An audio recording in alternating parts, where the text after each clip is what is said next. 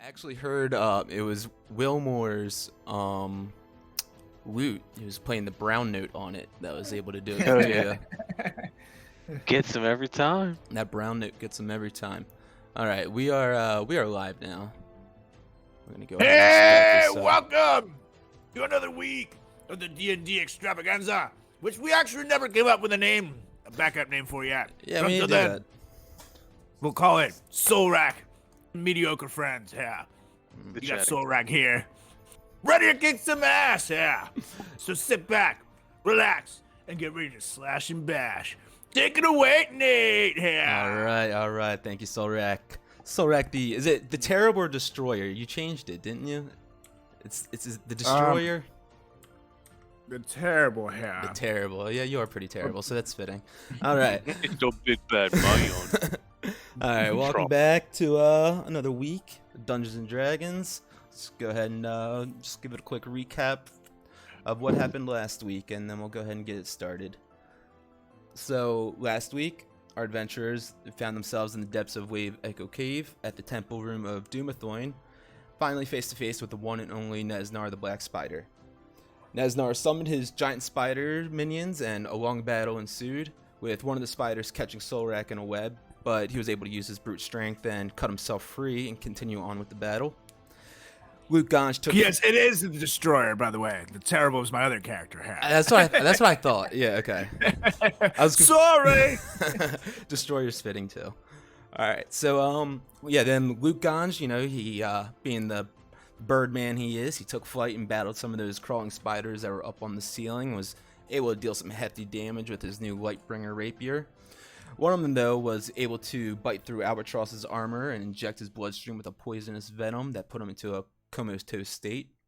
And as the fight went on with Nesnar showing his magical abilities, Wilmore was able to learn a few things about Nesnar, about why he's trying to take over Wave Echo Cave. He learned that Nesnar, part of the Dark Drows, has teamed up with Duke Zalto, the king of the Fire Giants, to use the Forge of Spells in Wave Echo Cave to try to bring back the giant construct Vonendad. Luke Ganj dealt a nearly life-ending blow to Nesnar, and in his final breaths, he revealed that the plans to bring back Vonendad are already in motion, and that the Fire Giants are currently on their way to the area, and that if you all want to be able to find and take down the Giants, the Oracle in the north is the only way to find out how. He then reached to a sheath on his side, pulled out a dagger, and sealed his fate with a slice across the jugular. The battle ended, and Luke Ganj laid his palm on the forehead of Albatross and sent a surge of divine light through his body and caused the poison to dissipate and bring him back to consciousness. You all found a key on Nesnar and used it to open up a room connected to the temple and found an unconscious Nundro in there. Luke Ganj used his healing powers once again to help bring him back to consciousness, and he and Gundren embraced as they were reunited, but mourned the loss of their brother Thardan. Back in the main temple room, Albatross climbed up 9-foot-tall statue of a dwarven god and began contemplating prying out the giant gleaming emerald eyes. The whole party unanimously decided that was a terrible idea and urged him to climb down from there. And after climbing down, Wilmore went over to the table and in the temple room and found some of the treasures that the Black Spider has collected in the cave, as well as a map to some sort of treasure hoard at a place named the Shrine of the Wan Ti. You all began to try to make your way out of the cave and ran into a giant amorphous ochre jelly, and you were able to take it down, even with it splitting into two, and continue your way out of the cave without any harm. Once out of the cave, in the early morning light, you ran into a band of hobgoblins and their wolf companions who appeared to be heading towards the cave. You all hid as quickly as possible to avoid them, but Albatross tripped while running and caused the wolves to be able to spot you all. Without a hitch, though, you all swiftly took down the party and continued your way to Phandalin. You made your way into Phandalin about 9 in the morning, and as you passed by Barthen's Provisions, you noticed a flyer posted announcing that a carnival would be arriving into town in just a few short days. So as you arrive into town, what would you like to do? Well, go ahead. I think the first thing we should do is get ourselves a drink, boys, and we need to rest. I heavily need to rest. Yeah, it's a good idea. Yeah, I think that's definitely a good idea. That sounds good. So it's About 9 in the morning, as I said right now. You guys, not much is Oh, we going need to be... to warn everybody too about the danger afoot. Totally forgot. That's the first thing we should do, and then rest. Sorry. Yeah. Why don't we go down to what's his name, Sildar, and kind of let him know that he needs to batten down the hatches while we rest up. Yeah. Yeah, I would definitely say that's the best idea. And then we can get our rest in. do it. Let's go. Let's fucking do it. Cool. Sounds like a plan. So you guys make your way into Phandalin and follow the path down to the center of Town Square. You guys can move your characters over down if you'd like, or it doesn't really matter. We can just use Theater of the Mind also. So you guys make your way down to the Town Square where Sildar is standing there at the Shrine of Luck with Sister Gariel nearby. Sildar, we must speak to you. It's urgent. Zorak, it's good to see you. Tell him, Wilmore. Go on. Tell him, Wilmore. There's danger afoot. Explain, little man. No, Mr. Sorlak, I insist that you explain, and while he's explaining, I'm actually going to talk to Sister Gariel. Perfect. Well, that's sketchy. But yes, we found out there are these giant bastards on their way to town right now to attack. You must get everybody ready to stop them here. And in the meantime, we must rest because we're very beaten up from battle. And once we wake up, maybe we'll help you and kick some ass here. But hurry! There's no time to waste. They'll be here very soon here. Solrak, slow down 1 second. I haven't had my coffee yet, and tell me exactly what's going on with these giants. Oh my god! They're on their way right now to fuck up you and your entire town and kill everybody here. So you must get everybody ready to defend them town. Solrak, if that's true, I mean, I feel like I would have heard something from the Lord's Alliance by now, but I believe your word. You're an honorable man. There's not much defenses here in Phandalin. Maybe we can send to Neverwinter, and I can go up there and maybe come back with some of the Lord's Alliance. Do you think that might be a good plan? That would be wise. We need all the help you can get here. Yeah. If I go horseback, I should be able to make it there and back in a 4-day trip. Do you have any idea when these giants should be arriving? 4 days? That is nowhere. They'll be here much quicker than that. Luke Ganj, do you remember the time frame they said? To be quite honest, I completely forget. However, I do remember the Black Spider saying that the only way we're gonna know how to defeat these fire giants is by going to the Oracle in the north. Yeah, they had the giants, from my understanding, are already pillaging the nearby towns. We heard oversight of that at the inn before we left at Wave Echo Cave, and I feel like that was days ago. So I feel like they're close, Sildar. It was. Is there any That conversation was 2 days ago, just for reference. 2 days ago? Yeah. So 2 days ago, they were in the near cities, raging on their way here. Is there anything we can do to batten down the hatches? Is there any other towns close that can assist? Or anybody that can speed up this kind of call for help. Maybe some kind of a magician. There's got to be something here rather than a fucking horseback. There's no time to waste. Sildar stands up straight and kind of ponders for a second, trying to think about what's the best resolution for this situation. He says, well, honestly, being a member of the Lord's Alliance from Neverwinter, and Neverwinter being honestly the closest metropolis to this area, it's northwest of here, it might be the best bet. Lylon, down south of here, the closest village has been vacant for a few years now. There's no one down there that can help us, and even further south of that, it's just as far as Neverwinter would be. So I have connections in Neverwinter. I can definitely take my stallion and push it to its limits, but even at that, we're talking a 2.5-3 day travel. Sildar, it looks like there's nothing else you can do. Then I suggest You speed off as fast as you can, but leave word for the rest of town what's going on, so they can prepare. In the meantime, we have to rest, and we'll try to defend the town until you return. Absolutely, Solrak. I think I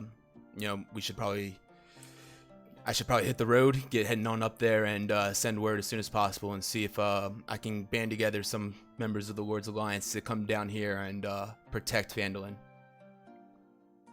You got yourself a plan, good sir. About Right. speed.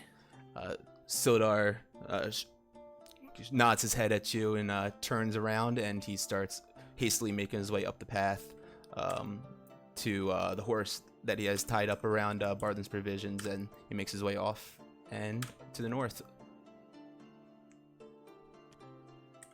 Gentlemen, as we were, we must rest and eat. Let's do it. Let's go. All right. You guys go on ahead. I'll catch up in a moment. I just need to hang here for a minute. Look down the well. Okay. Well, I I've guess been we around shall you do it. fools I've been around you fools for way too long, and I need my me time. It sounds like he's gonna jerk off again, you guys. So let's get out of here. I don't want to be here.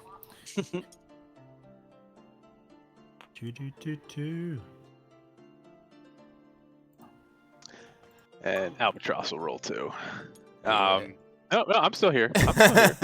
Who took me? Who took me? You just threw me in the Luke did. just threw me in the woods. Shit, was that you? Yeah.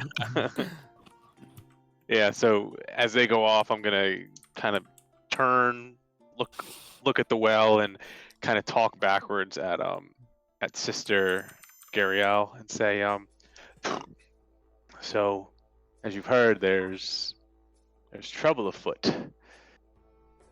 What do you know of the Oracle in the North? The Oracle in the North. I've heard stories. I'm not. The stories have gone back very far, but they all have something to deal with the giants and the Oracle. Oh man, that's something I haven't heard in a long time. And she kind of just scratches her head for a moment and tries to think about it. She says, "The last I've heard about the Oracle was that it was located in the spine of the world, up in the north, in the mountains. But I believe the only way to get there is with a giant." Well then, I guess the only thing that's left to do is to mount a giant. If you could just if there are any handlers in the city, tell them to just be prepared for war. Absolutely. And Wilmer also, before I forget, she reaches into a satchel to her side and just kind of reaches around for a little bit, feeling between a couple of different things until she reaches and pulls out a lapel pin kind of patch looking embellishment. And it's shaped like a silver harp, and she hands it to you, and she says, "Wilmer, this is your harper's emblem. You are now officially a member of the Harpers as a Watcher." I'll be sure to keep my eyes open. What do I need to do as a Watcher? Well, Harper agents, they typically act alone, and they rely on their own resources. So there's really nothing that you need to do in particular, but if you happen to come in to get any scrapes or any kind of, troubles along the way, we rely on ourselves, but Harper agents will be there to help you in case there's any kind of major force of tyranny to overthrow or eradicate any kinds of evils. We're a network of spellcasters and spies, and we just oppose the abuse of power. So to be able to make your way up those ranks, you have to just follow our goals, and that's, gather information throughout the Faerun, promote fairness and equality by covert means, thwart tyrants and leaders, that grow too powerful by whatever means possible, and most importantly, aid the weak, the poor, and the oppressed. Well, sounds like you got yourself a good watcher in me. I'll let you know if I hear anything.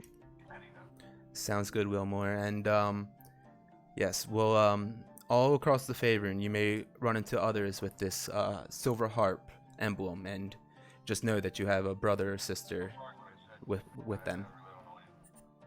I will. Good luck, and get ready. Will do. Thank you, Wilmore. Thank you. And then I'm gonna go back to the bar.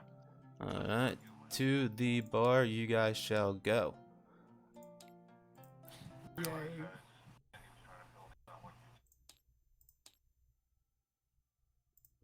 Whoops. Not all players have that. That's weird. There we go. All right, so back into the Stonehill Tavern. We'll just kind of like run through some stuff real quick. We'll say that you guys get some food and drink from Trelina. She comes up, says, how are you guys doing? Yada yada yada.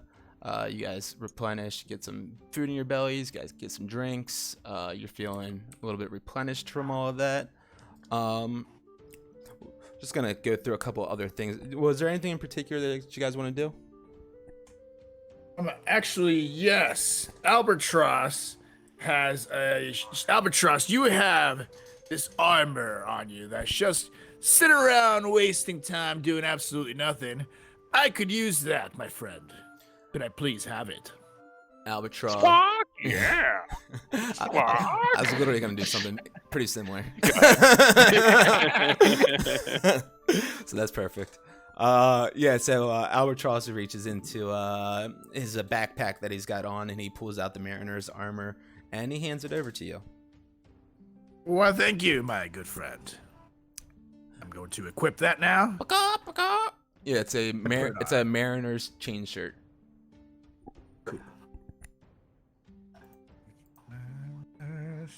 So yes, you now have that, which means you can now rage in battle, which means that you get +2 on your damages, you get advantage on strength checks and saving throws, resistant to bludgeoning, piercing, and slashing damage, which means all those hits are halved. You're ready to rage. I know you are. Why couldn't he rage before? Because he was wearing heavy armor. I didn't even think about that when I gave it to Big Bird. Got it. Yep. And then Heavy armor has its waybacks. Oh yeah, and like he had disadvantage on stealth because of that and everything. Yeah. But yeah, and then you also have reckless attack now too, Carlos. I don't know if you saw that. Yeah, buddy. If you Wilmer's just gonna go over and just kind of start fiddling with the chainmail and be like, "Looking good, big boy." Oh, well, thank you. I do feel pretty good. It does really fit around my bicep area quite well. You guys check out these guns. Yeah. And I'm gonna, pretty good. I'm gonna pick some of Big Bird's feathers off it and be like, "Looks like it's a little tainted, though, my friend." Well, it does have that dirty bird smell to it. But what are you gonna do? It is quite impossible. And then I'm just gonna get Luke. All right, gentlemen, I think we shouldn't be wasting any time. I say we get the rest and move on with the rest of our day, our adventures. Yes, maybe if I go to sleep, I will forget about this dirty bird smell in my nose. That'd be great. Whatever helps. I agree. Let's do it. All right, so I say, it's about 10 in the morning. I'm gonna say that before you guys take a rest, you guys go throughout the town, do a couple things, run a couple of errands, say hi to some people. You guys notice that the kind of general mood of the town is uplifted since you guys initially arrived. There's definitely a lot of people that seem to be in a happier place, that the Red Brands are gone, that the Wave Echo Cave has been established again, and that the Rockseeker brothers are planning to open it back up and get the Wealth of the Mind running and help pump it into Phandalin and help, bring it into a kind of village that it deserves to be. You guys are aware now that it doesn't have quite of a military or any kind of government force in there right now, and yeah, the people are feeling like they're actually like a legit place now, and you get that sense as you walk through the streets and people's heads are up and they're a lot happier, and you can definitely see that the children are especially happy that this carnival is coming to town in a few days. Solrak, you end up running into Ander in the street, the shopkeep at Barthen's Provisions, and he mentions that he's done stringing your longbow, and that he actually ended up threading it with a little bit of a stronger bow than before, and he it took him a little bit of time to get the tension just right on it, but he was able to do it in such a way that it actually increased the ability of the strongbow by a +1, so or the longbow by +1. So now you returned your longbow to you. You paid him the 5 gold that you owed him, and yeah, you now have that +1 longbow. So how do I add that to my? Just go to equipment, longbow, and then +1. Yeah, if you type it in, there's a +1 in there. Did I get my emeralds? Or can I have? I would have. Yeah, so you ended up going down to Halia Thornton, to the Miners Exchange down there, and she says that the emeralds were still sent out. It's going to take just a couple more days to return. It seemed like, within the next 4 days, they should be back from that initial time period that she said that they needed to be sent out and get appraised and make sure that they're legitimate and everything. Sounds like a plan. And was there just like anything else that you guys wanted to do in town or anything that we can just kind of run through real quick? Could I have also dropped off my unrefined mystery ore to the lady at the mine?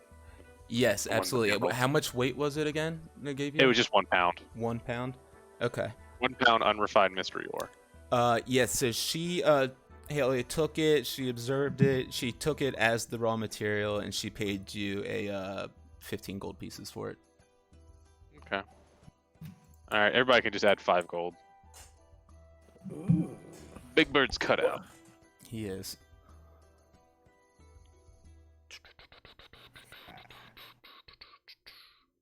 Okay. What do you guys think? Anything else to do on this day before you take a long rest and you get your sleep schedule back right? Wilmore plays in the bar tonight, and you guys all get to stay for free as well. Yes. Ooh. So Wilmore, what was that chat about with that young lady? Well, I mean, Wilmore's got to eat. You know what I'm saying? Hey, my guy. Yeah. Ooh. I don't like the birds, but I do love hot chicks, man. Oh, touche, you quite the lady killer. Keep it up with the bird jokes. Albert Sauce is like, that was the worst bird joke I ever heard. I'm gonna drink myself to death. And he just goes over to the bar. Yeah, I think it's time for a nap if you guys are down. Yep, I could use a bird nap. totally All right. use a map after all the ass kicking I've been So- doing these last few days. The day goes on. Mood's still uplifted. People happy. The tavern gets filled in the evening with a lively crowd of people. Wilmore plays a lovely set of songs for about an hour. People are dancing, cheering, doing kind of this tavern bar songs and clamoring mugs together and ale spilling out of them, and everyone's having a good time. Spirits are very lively here in Phandalin right now. So you guys, night ends, you guys all go your separate ways into your bed quarters, and you take a long rest. So go ahead and do the long rest on your character sheet, and How much of that long rest can I study my loot for and still get a full rest? It's what, 4 hours or is it 8? I don't know. 8 hours.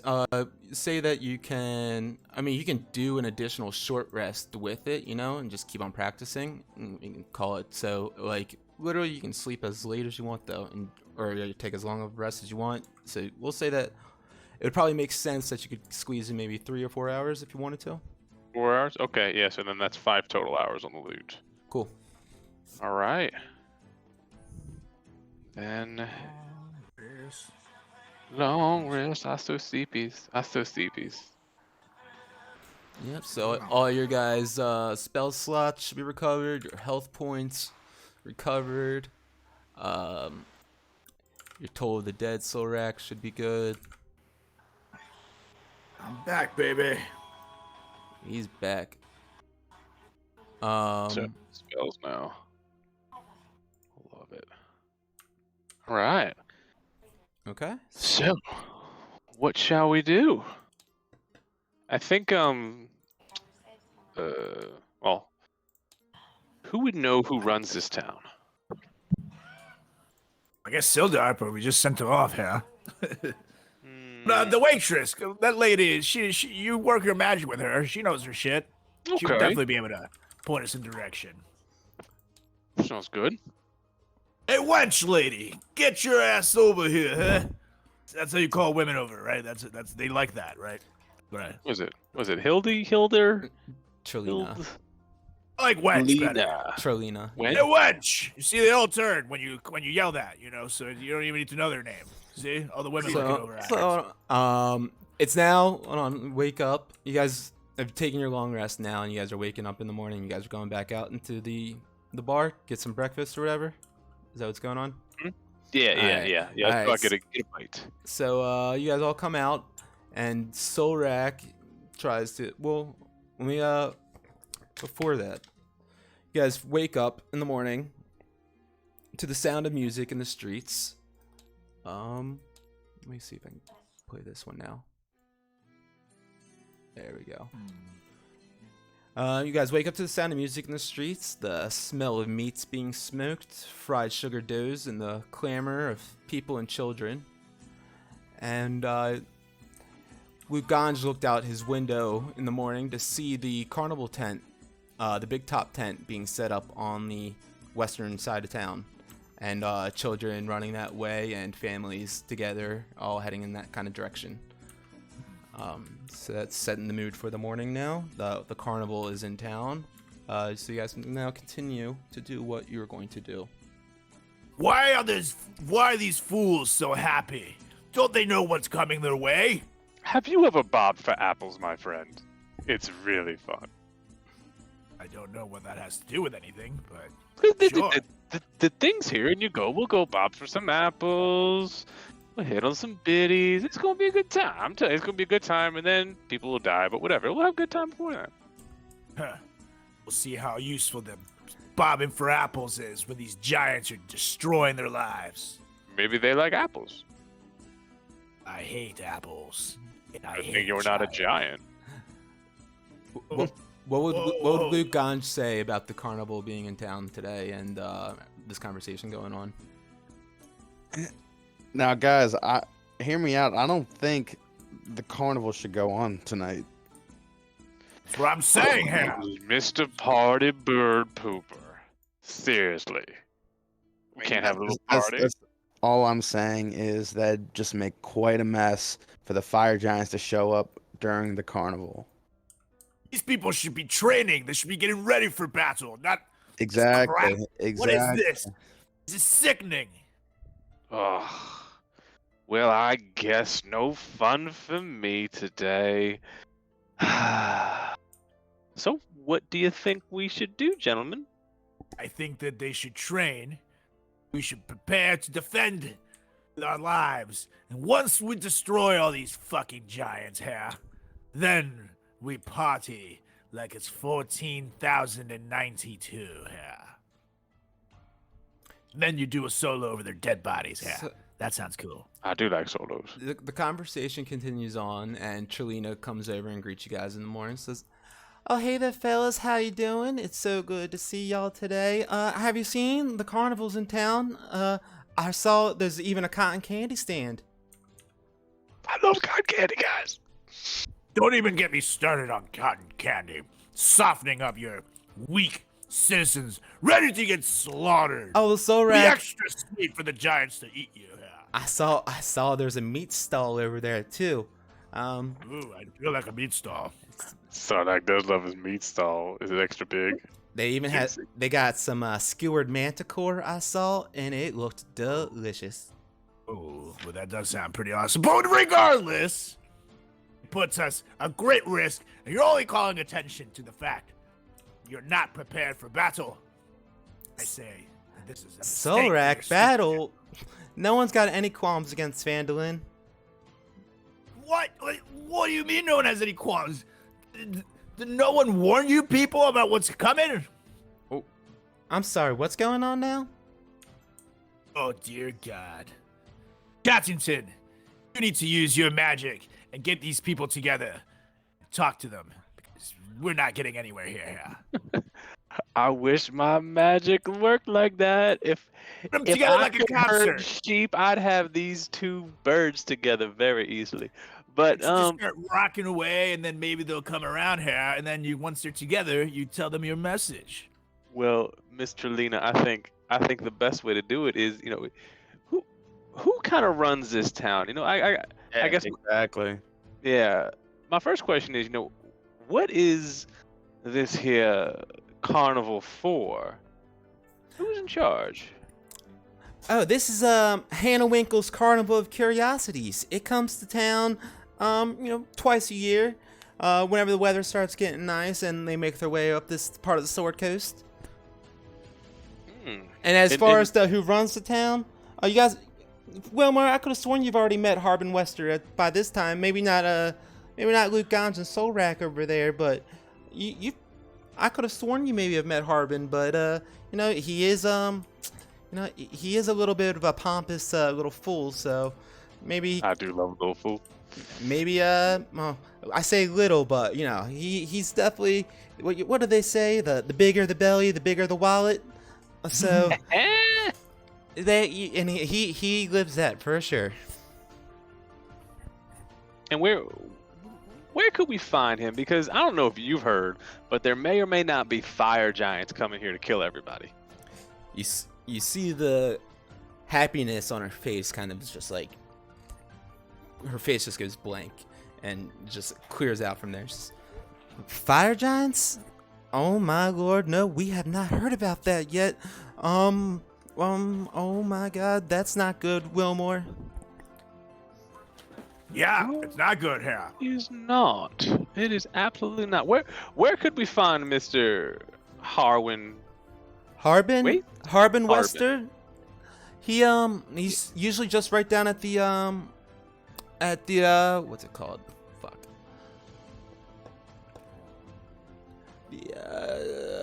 The town hall. That's what the fucking word I was trying to think of. Town hall? Just right. It's just right across the street. Just south of here. Gentlemen. Wait. Where do we get to this town hall? It's literally just right across the street, south of here. That is how you find the town hall. It's right across the street, south. Whoa! I'm sensing Up attitude here. All I want to know is how to get to the town hall. God. One more word out of you, Solrak, I swear to God. Oh, I like it when you get that way. All right, enough out of me. Let's do it here. You guys look over to see Albatross at the bar, kind of just slouched over, and foam kind of just pouring out of his mouth. It's definitely just like beer foam, and he seems to be kind of taking sips of it every now and then still. And he says, "Go on, guys. I'll be back here." Wait, you guys. Look at him. He looks like he's almost asleep. I bet you we could draw on him. Then he'll never know. I think we should try it. Who wants to draw on him before we go? We can draw a nice big penis on his forehead. Real quick. All right, let's do it. Yeah. Draw a penis, and then put the. I'm gonna make instead of eyeglasses, you're gonna be the testicles. See, and then you connect it all together, and then you make the penis right down the nose. Yeah, so it goes right into the mouth / beak area for the bird. All right, That's how you get the perfect penis cam. give me a stealth check. With advantage. Ooh, He is drunk, yeah. that's true. He is drunk. Second, my thing's being a jamoke. Why won't you roll? There we go. Okay. 17 plus 2, 19 here. So, that's no, the first that's one, fine. He rolled a 7 perception, so yeah, you're able to draw that penis lavishly on his head, and he does not notice you doing it. He actually ends up turning his head in such a way that you're able to extend it even longer to like go fully across his face. And this, my friends, is a masterpiece. Mwah! And yeah, he's laying there, and you actually finished it so that the foam looks like it's coming out. The foam that was coming out of his mouth looks like it came from the drawing. This is the best day ever. If we died tonight, it's totally worth it, you guys have. Now let's do it. Let's make our way down to the town hall, gentlemen. town hall. And as we walk out, I'm patting Luke on the back, and I just turn back to Albatross and I give a wink, and I cast minor illusion, and a little sign pops up that says "Beak Jobs, $2.50 a piece."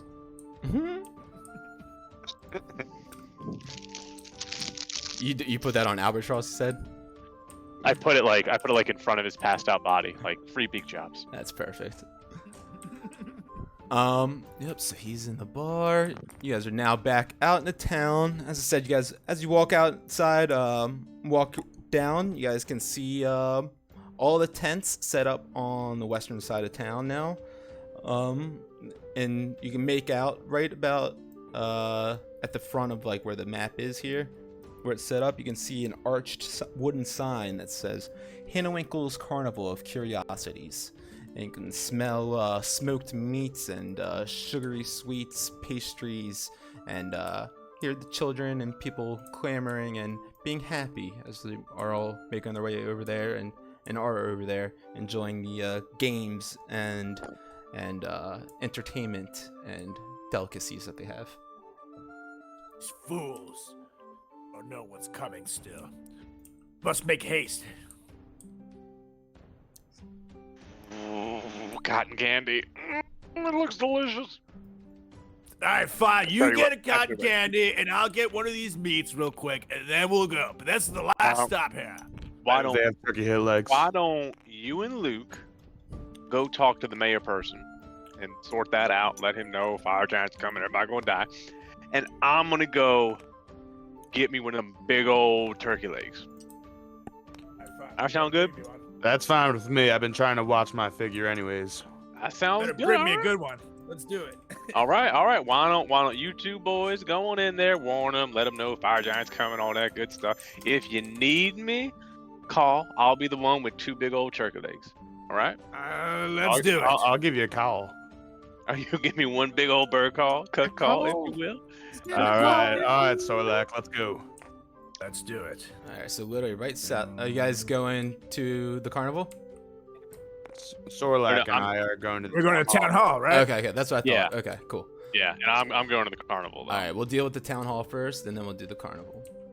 Alright, so you guys make your way just across the street down to the town hall, and you see a fat old pompous man outside, who you assume to be Harbin Wester, the town master here.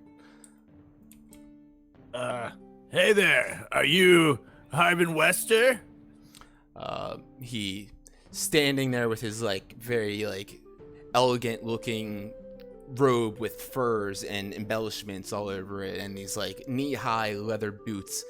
He looks at you and says, "Yes, and who's asking?" Well, Mr. Fat Man with an attitude, the man who's asking is here to tell you how to save your stupid town. So why don't you shut up and listen? There's fire dragons on their way here, and they mean business here. Fire dragons or fire giants on Fire giants, I mean. Giant. on this part of the Sword Coast? I don't think so. They usually just stay up in the north at Ironslog, and you know, I believe the Phandolin's okay over here. I have never met someone and instantly disliked them until now. Listen to me, you fat bastard. They are on their way, and they might even be here by tonight while your stupid town is busy partying. Must cancel this carnival. Cancel the But we'll carnival. die. The carnival brings in the most revenue to Phandalin throughout the whole year. We can't just simply cancel the carnival. If you don't cancel this carnival, there'll be no Phandalin, you ignorant fool. Well, either way, let the people rejoice and have fun. How are they But gonna rejoice do that and have if they're fun. They will fucking dead? die. It will die, you idiot. You must cancel the carnival, or at least use it as a trap to draw the giants in, and then we attack. But you cannot just let your people die without doing anything. He stands up straight and crosses his arms and kind of looks down his nose at you. Says, "Is there anything else you want to say to me? I have other appointments today." When there's blood flowing through the streets of Phandalin, note that it will be on your hands, you fat bastard. And note, I will not save your life, no matter what happens today. Yeah. Okay, and yes, if a fire giant happens to make its way over here, yes, you'll be the first one to get my attention. I'll say, "Oh, Solrek, yes, you were so right about the fire giants. I should have listened to you." I should kill you, but I'd rather let the giants do that for me. Let's get out of here, Luganj. I And do. spit on the floor next to him. He snaps his fingers real quick, and a servant comes over and wipes up the floor and says, "Have a good day, gentlemen, and please don't forget to stop by the Leaky Tap and try the bog grog. It's absolutely delicious." Storm away. Fuck this guy. All right, this guy's gonna follow over to the carnival too. Meet up with Wilmore. Yeah, let's find him. That's Okay. Whoa. Hey. Okay. Oh, this is so dope, yeah. All right. So, you guys make your way down the path under the arched wooden sign that says Hannah-Winkle's Carnival of Curiosities, and you hear the sound of music playing. You see a meat stall filled with exotic meats and roasting pits featuring strange animals. A bubbly, bright pink sweet stall with fluffy cotton candy decorating the sides of the stall. All sorts of various carnival games where you can win prizes. A large wagon sits on the far end of the carnival, right near the huge red and white striped circus tent. And at the center of the carnival, where you can hear cheering come from every so often, you see people of all types milling about. There's elves, tieflings, dwarves, half-orcs, even a few guards clad in armor that are enjoying the sights. You guys catch up to Wilmore as he is just making his way in as well, and he's a little bit bedazzled by the sights, and his eyes are wide open. And you guys look around to see signs for games and refreshments, and you take in the atmosphere yourselves. And what do? Fools.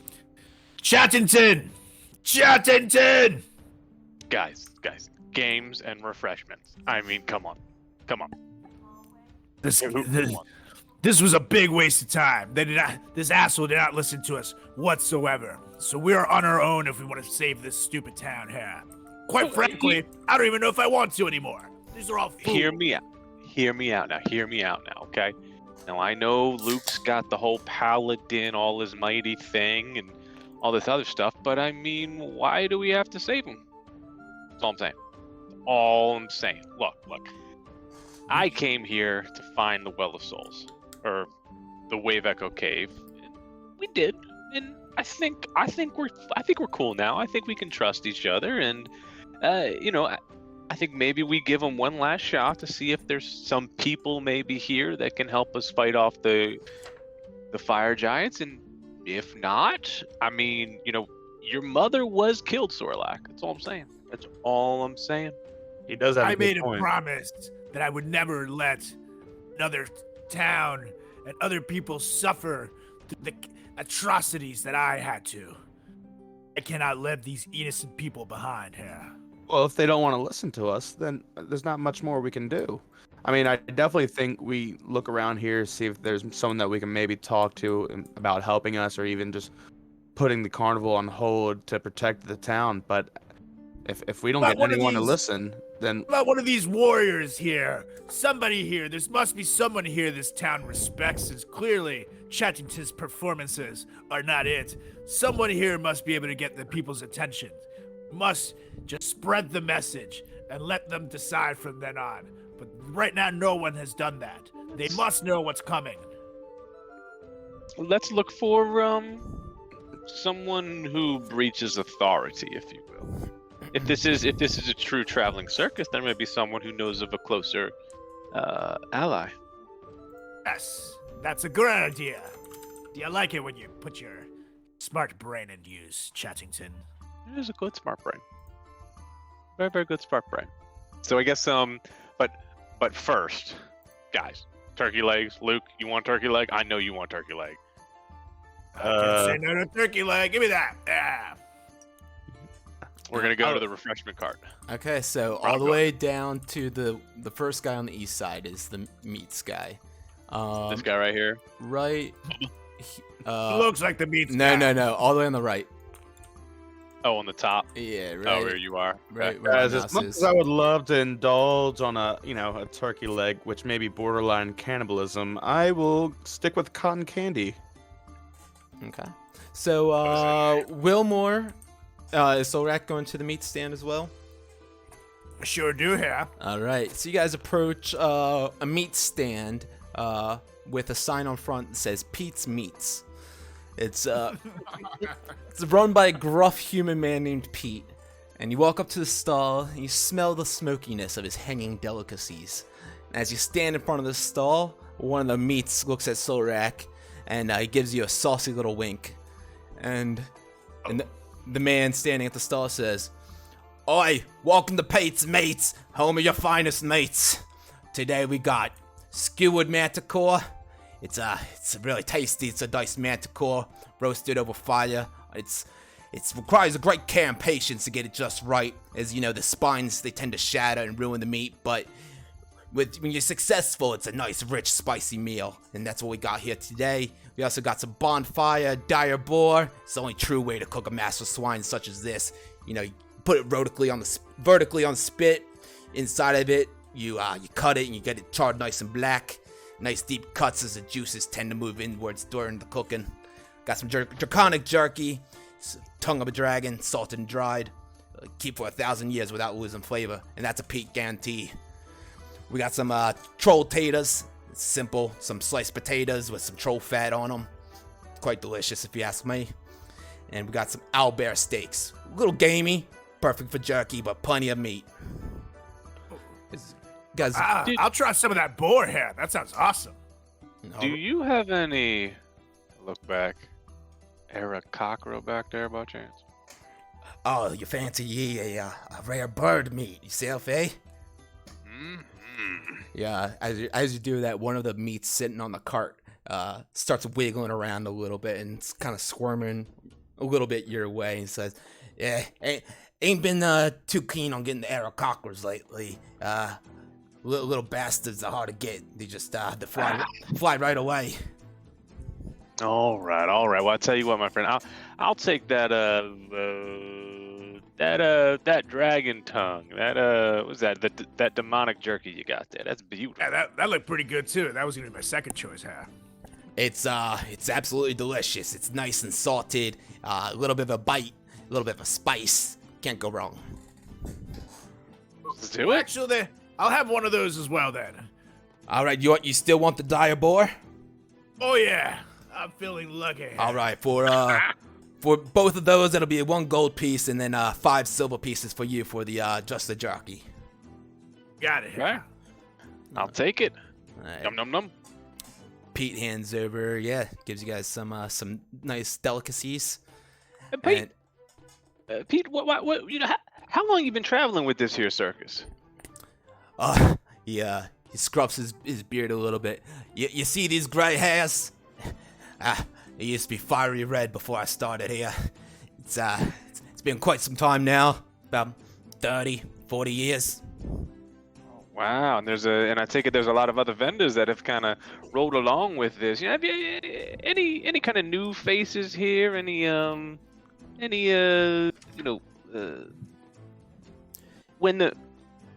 the night rolls around, where do you go? Who do you talk to?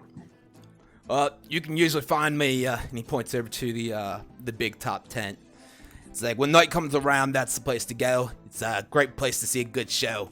The guy who's in charge of it, he's a bit of a jerk, underpays his crew and all. Yeah, I think he might rig the fights too, but Big Top, it's a nice entertaining place to see a good fight. A good fight? We'll probably find some warriors there, boys. Ooh, that's a great idea. Hey, anything else I can get for you boys? Oh, good. Actually, Pete, maybe you might be able to answer this. Who would be the toughest of all the warriors, supposedly here? The toughest of all the warriors? You mean who's fighting in the arena? Yes, who's the toughest of all those guys? Let's keep an eye on him here. There is a knight of Lathander. His name is Varus. You can spot him in fighting tonight. Usually wears a breastplate with the insignia of a sun on it. He's quite a badass, if you ask me. He's been training for quite a few years now with us and hasn't lost a fight yet. You said his name is Virus? Varus. Varis. Thank Why, you for thank spelling you. that. You're quite welcome. Thank you so much, Mr. Pete. Yeah, absolutely. By the way, your meats are indeed the finest I've ever had. Thank you. I really Putting them in my appreciate mouth. that. And one of the meats hanging kind of slips over and slaps you a high five too. Oh, that's quite awesome here. I appreciate you fellas. And hey, you know what? He looks over at you, Silrak. He's like, you yourself, you look like a fighter. Maybe you should go check out the big top later on. Plan on it, my friend. Perhaps I'll see you there and have more of these delicious meats. Sounds good. By the way, it looks like things might get a little dicey, Pete. So I'm only telling you because I like you. Keep yourself safe tonight here. I appreciate the words of advice and the warning. I'll keep that close to my heart. Thank you, friend. Let's go, boys. All right. So, guys, Luke's getting cotton candy, isn't he? Luke is in the stall next door to you guys. So there's a sign out front of it that says Sweetums. It's a wooden sign. It's been carved and it's been painted with the letters are bright pink lettering. And it's run by this crazy gnome named Sweetums. He's got this sugary scent that's overpowering as you guys walk, as Luke Ganj walks up to it. And And the little gnome says, "Hey, welcome to Sweetums. I'm Sweetums." Yeah, hey, Sweetum, can I get, oh, God, blue or pink? Oh, fuck it, I'll just get one of each. He's like, "Oh, you got yourself a bit of a sweet tooth. You want some of the cotton candy? Some of the Spectator cotton candy? Is that what you want? That's Sweetum's specialty." All the cotton candy. Oh, you want all the cotton candy? Yeah, we can definitely do that. He hands you a fluffy, sugary treat on a stick. It's it's kind of a whisked sugar ball that's got wisped out to the sides. It looks like it has eye stalks sticking out of it to like kind of resemble a beholder. And he hands it to you and says, "Yep, that'll just be 3 silver pieces." 3 silver pieces. You got yourself a deal. Yeah, no problem. You look like you got yourself a bit of a sweet tooth. You want anything else that we got over here? We got some ochre jello. We got some black pudding, some cobalt carrot cake, some turtle cheesecake bars, some apple brown bugbear tarts. Yeah, we even got a couple of specialties. You look like you're of age. We got some alcoholic mudslides, and he kind of looks over his shoulders a little bit, and he whispers to you, "And we got some baked brownies." Whoa. I want to know a little bit more about them brownies. Ooh, I bet you do. You look like the kind of bird that likes to get high. Ooh. Baked brownies, yeah. We for 1 piece, it's a gold piece, and they'll definitely get you nice and lifted. I'll take 2. 1 for now, 1 for later. Ooh, be careful. I'd only eat half now. That's fine, but I'll still take 2. All right. He pulls out of a tray, cuts out two squares out of this brownie that's baked into like a sheet, and he cuts out 2 pieces and he wraps them up in like a leaf, and he hands each one to you, and says, "Yep, that'll just for the 2 of them. Yep, one gold piece." Oh, 1 gold piece. Or I'm sorry, for 2 of them, two gold pieces. That I was gonna say that's fine. Yeah. Yep. No problem at all. All right. So Oh, and by the way, out of everyone here, who's the toughest one? well, Sweetums is the toughest one, of course. I'm saying when it comes to fighting. You see here, Sweetums, fire giants are coming, man. We gotta look out for this town. It's fire giants. Let me at them. I can deal with them. Little gnome is kind of bouncing around, putting his dukes up, and like. All right, looks like he's Sweetums. like, If you want to join Luke Gons in the group, then by all means, we'll take you under my wing. you see him put his like nose under his shirt real quick and sniff. He's like, "All right, let's get him." All right, come on, Sweetums. You're gonna have to close up shop. You're coming with us. Oh, whoa. Sorry, I can't do that quite yet. Boss says I gotta stay here until the big show starts. And then Big show. When's that? And then you can find me inside selling my refreshments in there. So what time you get off, Sweetums? For Christ's sake. With the traveling circus, you never get off, unless you get a lucky little lady to come by. Never mind. Never mind. I'm gonna walk away. All right.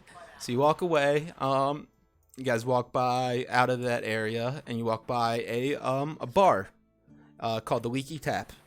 It's ran by a dwarf named Lee. And as you guys walk by, he says, "Hey there, fellas. Fancy you a drink?" Sure. I think we always idiots on that. fancy a drink, my friend.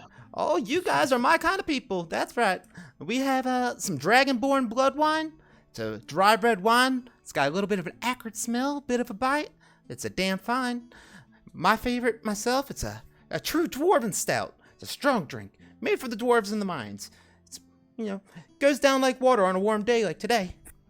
Got the ball. I'll have some of this stout here. Oh, some of the stout. Fine choice indeed. He quickly turns around, shuffles over to one of the kegs and pours this like dark, frothy drink out of it into like this hammered mug and hands it over your way. That's just 1 silver piece, but we have more. We definitely have more, and the bog grog is our specialty today. It's rum, orange juice, some fermented herbs. The herbs, they change from stop to stop, and this week we got some anamitas I found down near Baldur's Gate. It's adds a bit of a sweet taste if you ask me. Ooh, Baldur's Gate. I've been there before, my friend. I tell you what, why don't you give me one of them bad boys? Oh, absolutely, it is delicious. He hands you this concoction of a drink, pour rum, orange juice, and then this like drink that's like in a vial, or a liquid that's in a vial into it, and he takes his finger and he stirs it all around in there and throws a sprig of some fresh herb on it and hands it your way. Take a sip. Ooh, that's delicious. Lukey boy, you want one? What else you got? You look like a cider guy, am I right? You're not wrong. Well, the Quaileen Adderleaf, she has the farm right down the street. She was kind enough to make a special mash just for us for this stop. It's literally the only time you can get it. Oh, that sounds delightful. All right, that's for both of those. And he points to Wilmore. Also, he's like, each one of those is a silver piece, so 2 silver pieces total. I tell you what, my friend. I flick him a gold coin and say, "That's for you, my friend." Oh, and he as he's catching it, he kind of like fumbles it for a second, and he like holds it really closely to his body, and he's like, "Ooh, well, thank you so much, and come back later for another round, but all 3 of you, absolutely." Well, my friend Lee, I do need to ask you just a quick question. Just Oh. a quick little itty bitty question, because I am curious, right? This place here is called the Carnival of Curiosities. So what is so curious about it? Well, have you guys stepped into the big top yet and checked out the fights going on? Oh, no, we have not. Is Uh, there anything we should keep in mind when we go in? he points over to the northwest of where you guys are right now to that covered cart, and imagine that the big top is like to the west of that also. He points to that and says, "I wouldn't go near those carts if I were you." Yeah, those carts. Why? Well, what if you were me? What's in those carts? Well, let's just say, Hanwinkle, it's where we keep some of the competitors. Oh. Mm. And let's say, a team of mild adventurers went into a big tub, and let's just say brought the house down. What will we win? Oh, the pot changes from stop to stop, but it is always enough to fill plenty of pockets. That's for sure. Well, my friend, I like you. I like you a little bit. Get it? Cause we're little. So that means a lot. I get it. All right. Well, thank you, my friend. Yeah, absolutely, guys. Thanks again for your patronage, and like I said, please come back later for another drink. Mm-hmm. They just kind of go over and just kind of huddle with the guys and sip the drink. And so I'm full. I'm tipsy. What's next? Well, we're gonna try to warn everyone, but I guess we have to wait for the show. Well, I figure. Go ahead. Oh no, go on. To you. I just don't know if warning anybody in this matter is going to happen. I mean, hopefully, what's his name, Sildar, will be able to bring the Lord's Alliance down here. And I mean, it sounds like there's a bunch of fighters in here, regardless. So, as long as the fire giants attack while this is here, someone's going to fight. Well, let's go to the fighters' tent instead, then. Yeah, and again, worst case scenario. Well, what Worst time case does that fight start? Why don't we go down to the see if there was a Lee overhears you maybe- asking that out loud to them. He says, "Oh, fight's gonna start in probably 2-3 hours from now." All right. Well, that would be good. We can honestly, in guys. Dumar Hanwinkle. Oh, Dumar. Where can we find him? Is he over by the big top? He's always in the big top taking care of his business. If he's not in there, he's in his cart in the back. All right. If he's taking care of his business while we're in there, I'm not talking to him. Yeah. Let's go. It's a little doo-doo. It's all right. All right. So you guys walk away from there and make your way through the carnival a little bit more, checking out sights to see. You guys can stop whichever one that you want to. I'm just gonna say what else you see. You walk by an old sorceress named Agatha, wearing a purple silk robe with gold threading and long nails with several rings and different colored precious stones. The sign out front states that she's a fortune teller, essentially, palm reading, tarot, esoteria, and that she also sells some rare goods that she has found across the Faerun. Yeah, actually, we'll just. Well. That was probably the juiciest one here. So she walks by, as you guys walk by. She says to Wilmore, whose eyes have, kind of went in that direction, and it seems like a force has pulled him over there. And she says, "Oh, hello, my dears. Welcome to Agatha's palm reading, tarot, and esoteria. Would you like to have your fortunes told? I also sell some rare goods I have accumulated on my travels across the Faerun."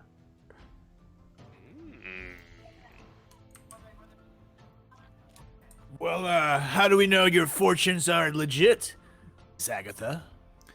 She pulls out a deck of cards from her little satchel she has on her side, and she fans them out to you and says, "Here, pick one. On the house." Take a card.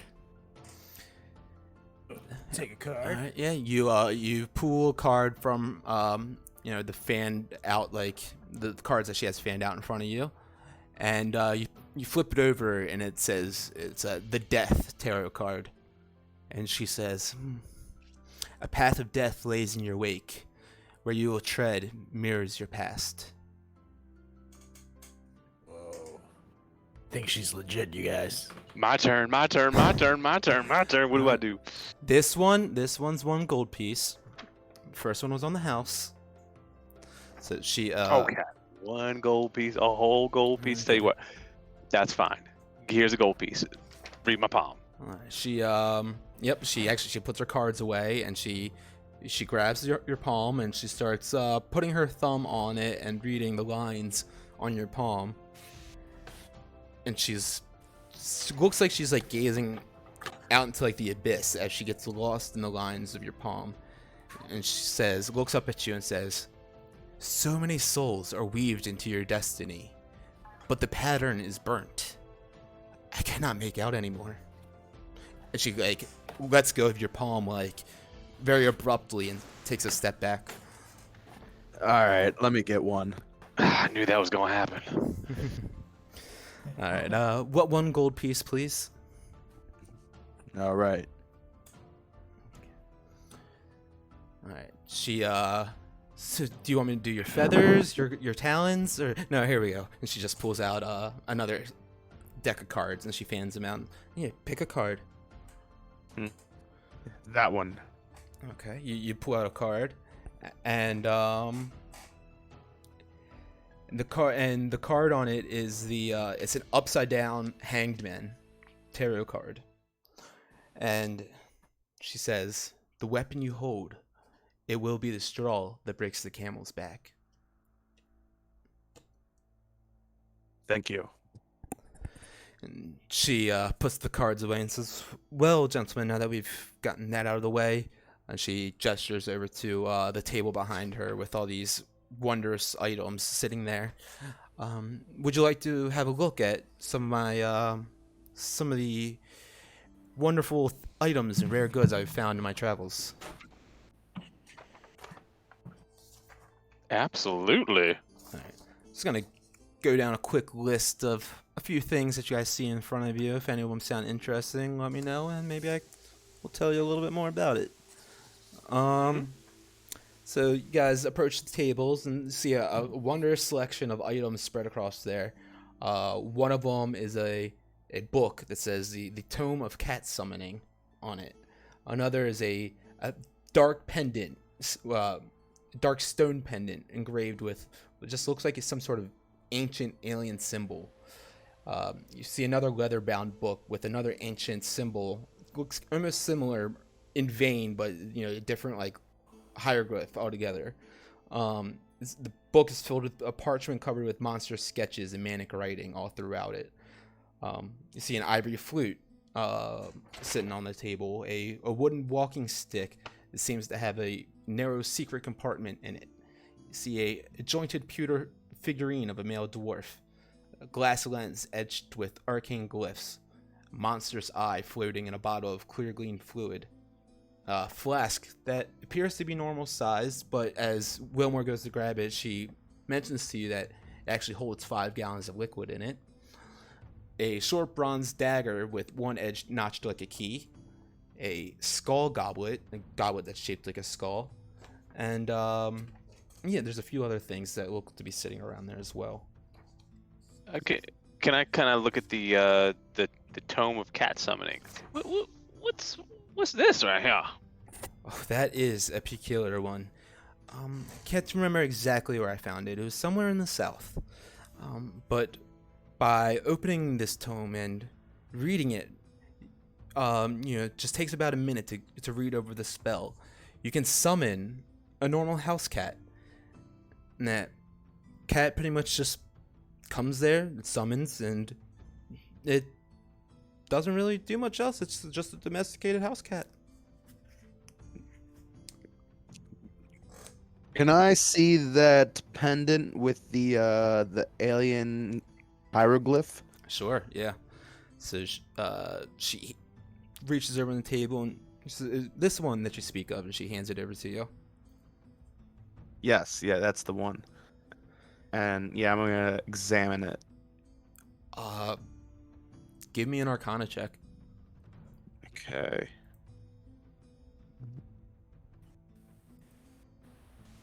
Oh, there we go. 19. Yeah, you pick it up and you sense something strange about it. It gives you a very peculiar feeling, both in mind and body, and can't make out what the symbol is on it, but it does seem to have a powerful essence to it. How much does this cost? Oh, that piece right there. That'll run you 50 gold pieces. Can I see that walking stick too? So you check out the walking stick, and yeah, it's a wooden walking stick, and it has a little button on the side of it. When you push it, a little secret compartment pops out of the top of it. It's super narrow. It looks like you could maybe fit like a very small like secret letter, or maybe a vial of like a liquid or something in it. But yeah. So I'm gonna press that button and look in the secret compartment to see if there is any letter. Yeah, you push the button and yep, the little compartment shoots out. Nothing seems to be inside of it. Dang. I'm gonna hand it back to her. Sure. Anything else catch your fellow's eyes? How much for this Tomb of the Cat? Oh, the Tomb of the Cat. It is an interesting one. For that, I think I can settle for 25 gold pieces. Does this summon like a true cat, or is it more of like a spiritual cat? So it is. It's For not, the ladies. it's not a spectral image in any sort. It is, in all intents and purposes, it is physical. But, if it becomes attacked or any harm done to it, it will disappear. Disappear.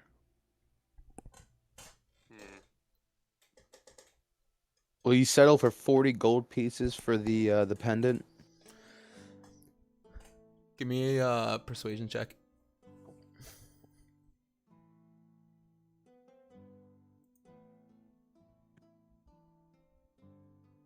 Oh, 6. I'm sorry. This piece, it's I've never seen a piece quite like it, and I could see in your eyes when you held it that you could feel the vibrations that emits through it as well. There's something strange about it. I haven't been able to put my finger on it yet, and I just know its value. It probably exceeds those 50 gold pieces, but I haven't learned enough about it. Fine, I'll do 50. I am extremely curious about this pendant. All right, 50 gold pieces you hand over to her, and you now have. I'll make it for you later so that you guys have the item actually. But yeah, you have that.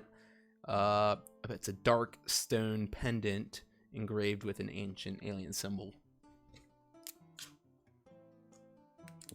And you said you're gonna make that later? Yeah, and I'll add it to your inventory and stuff. Cool, thanks. Of course. Well, fellas, is there anything else I can help you with? One more thing about this cat. So you said if it's touched, it disappears. It doesn't have to die or anything like that. If it is to be attacked in any way. In any way. Okay. I think I'm good on the cat then. Sure.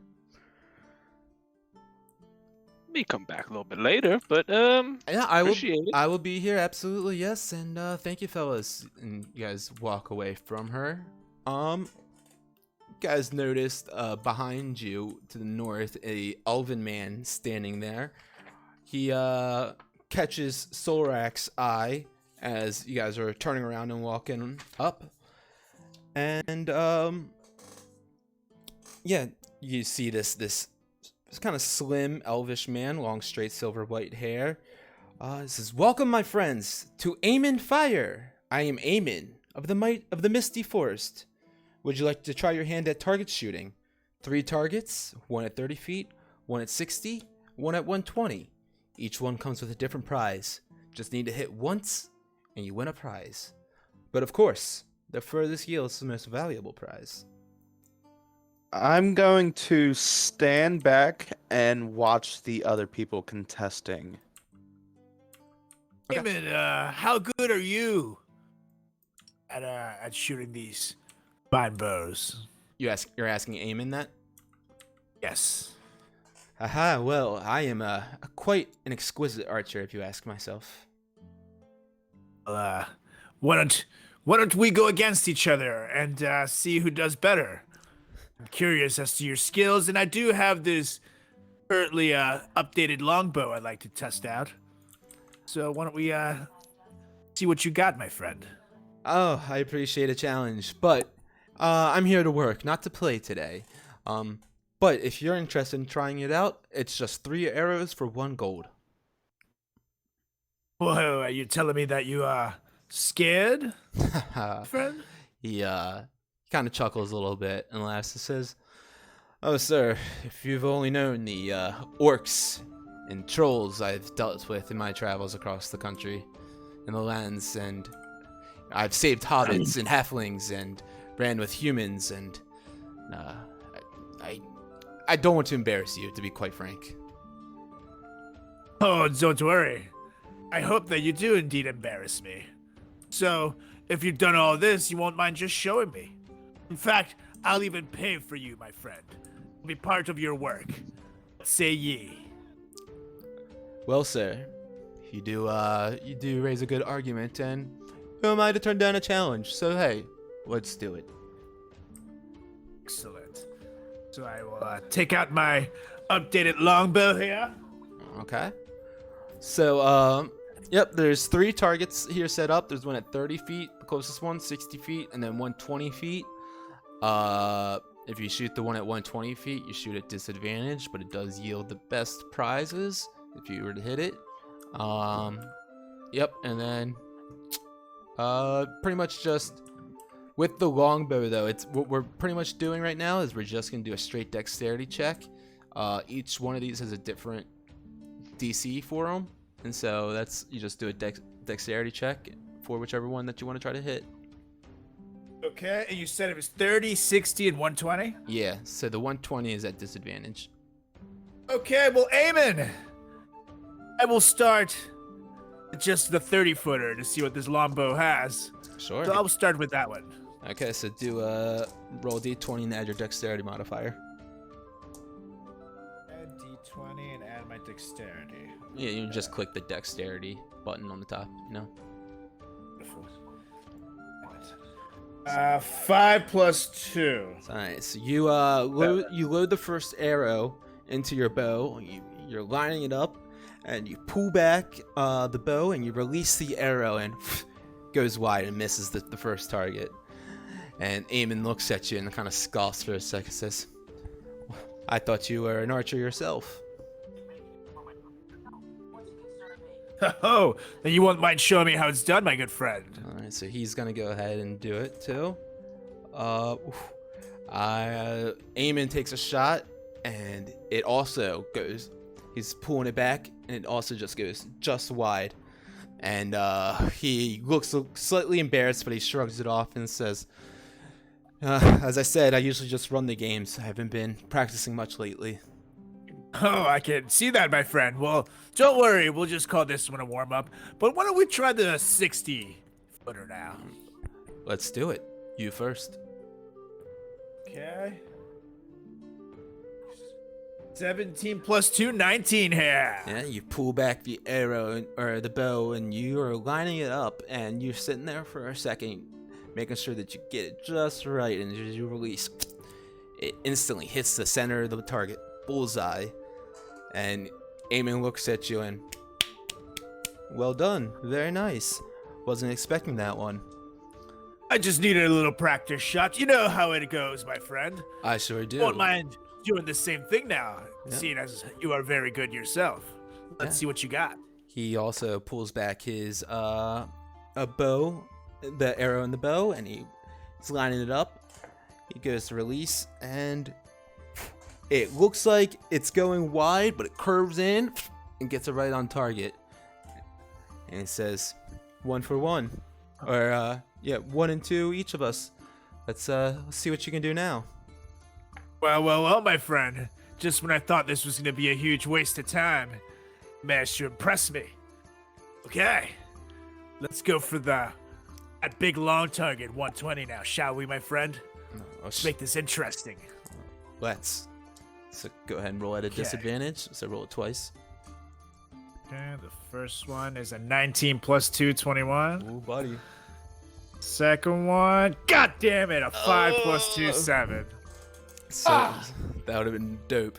So you're lining up the shot for a little bit, and you release the arrow, and it looks like it's going. It is perfectly straight. It looks like it's going to hit the target, but it falls just short and plummets into the earth right in front of it. Well, that happens to the best of us. Let's see what you got, my friend. Okay. So he goes and lines up the shot himself. And he's gonna fail it. So he goes and lines up the shot too, and just goes completely wide, and he misses completely, and he does look a little bit embarrassed about this one, and says, "Well, it's still tied up. Why don't we try to break this tie?" I agree, but we must go for the 120 again here. Let's do it.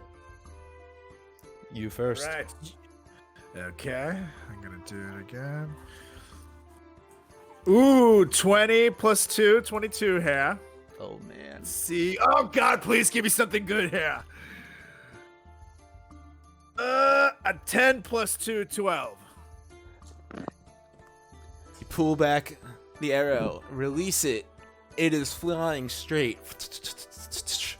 It sticks into the board, but just south of the bullseye. And I'll take it here. Eamon looks at you and says, quite an exquisite shot. You know what? We'll count that one. And if I miss the board altogether, it's yours. So he's gonna go ahead and shoot. First one's a success. Oh, both of them successes! He pulls back the arrow, he releases it and shoots, and it's first, and it just hits right into the bullseye, and right above where your arrow was sitting. And he looks over at you and says, "Just needed to shake the rust off a little bit." Well, Eamon, thank you for proving yourself right. I don't like being wrong often, but I am glad to be wrong this time.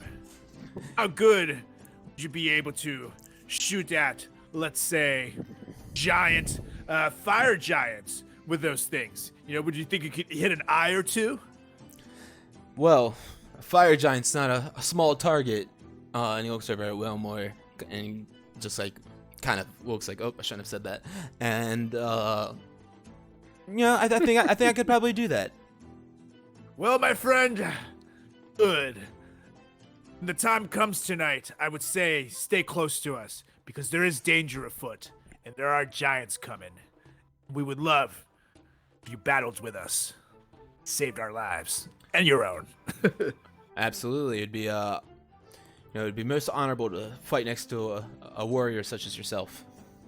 Excellent. Now, how much money did I owe you again, my friend? Just 2 gold pieces, and also for hitting that second target, here's a prize. And he hands you over a little plush owlbear. It's like a 1 foot big like owlbear plush, and also a quiver of arrows. And one of them has a blue feather tip on the back of it. And he pulls that one out of the quiver, and he shows you it and says, "This one right here is an arrow of sleep." Oh, what does that do? Does exactly as you think it would. It makes them really, really awake. Yep. Excellent. You, cool. If you hit a target with it, it'll make them fall asleep for 1 hour. Great. Well, Wilmore, you can have the bear, and I'll keep the quivers. Oh, thanks, Pun. Thanks, chap. Yeah. Okay. So, you guys leave there. Notice behind you that there's a shifty man wearing like a tunic and a head wrap. His name is Sombre, and he's doing like a 3-card Monty kind of game behind him.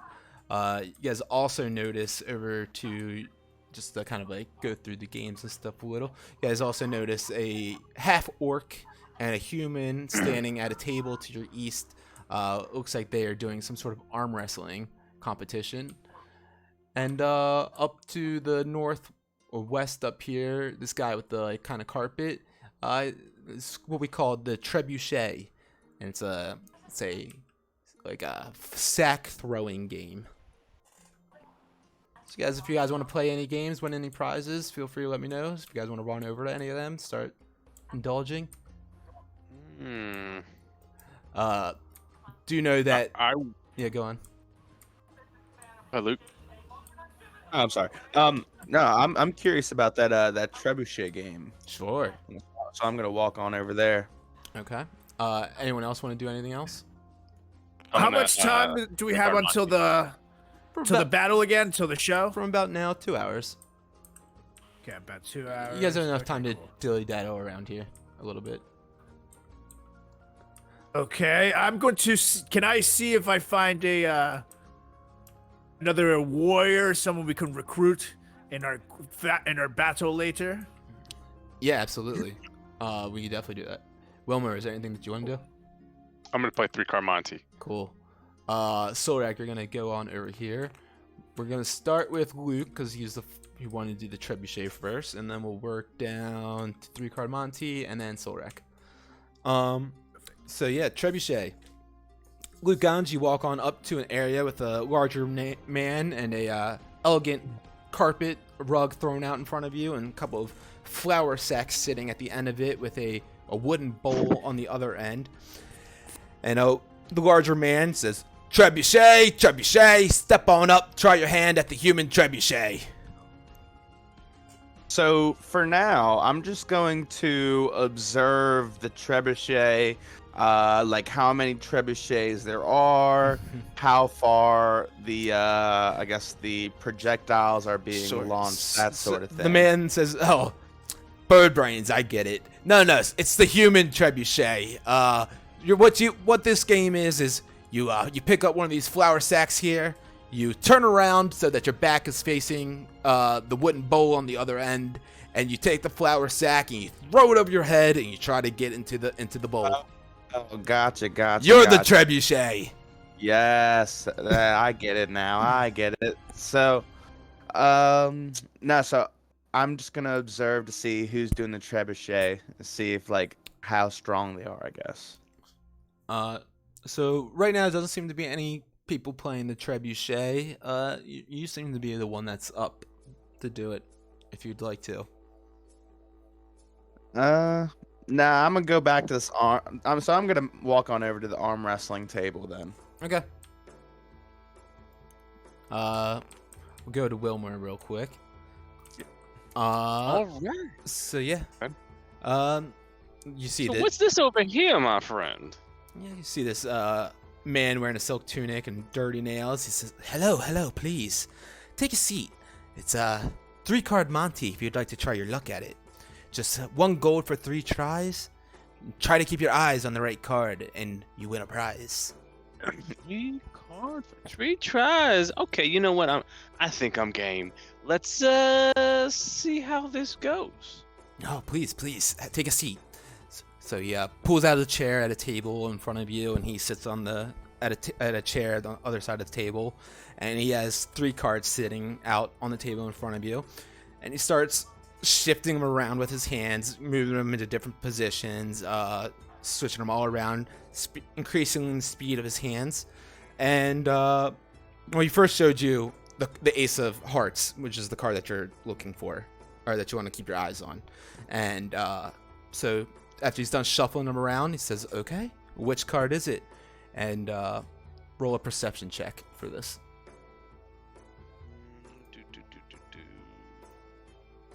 So I also, when I sat down, I readied minor illusion. Okay, yeah. What did do you want to do that?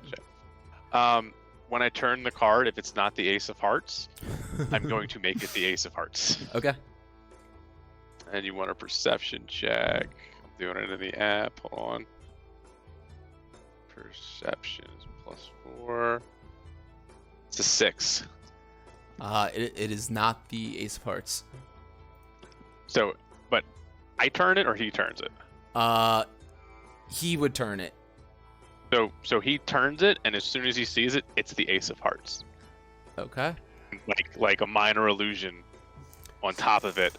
And as soon as he turns it and he sees it, I look at him and I slap my hand down on, and I put the hand on the card, and I go, "There it is," and I hold it to myself.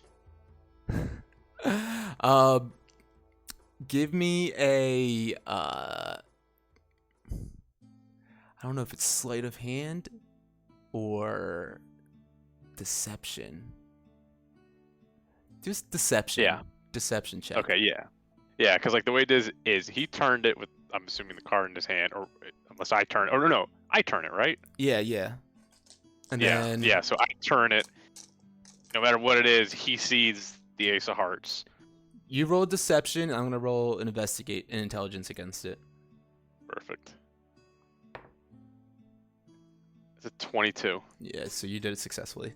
You as he flips over the card, or as the card is flipped over, you are able to make it appear to be the Ace of Hearts, and it befuddles him for a second. He swears that it was the card on the right. You picked the one in the center.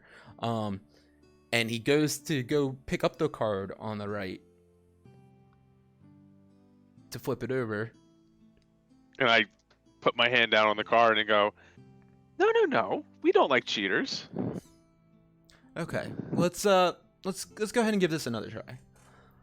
So please, the card, and he asks for the card back, and Yep. Put all the cards back. he go ahead and starts doing it again, shuffling the cards around on the table in front of you, and I ready minor illusion. All right, go ahead and do a. Or no.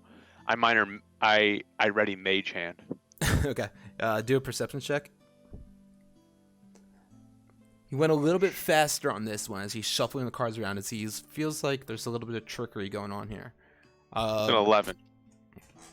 So that one, you pick the card on the right and flip over, and it actually is the Ace of Hearts on this card.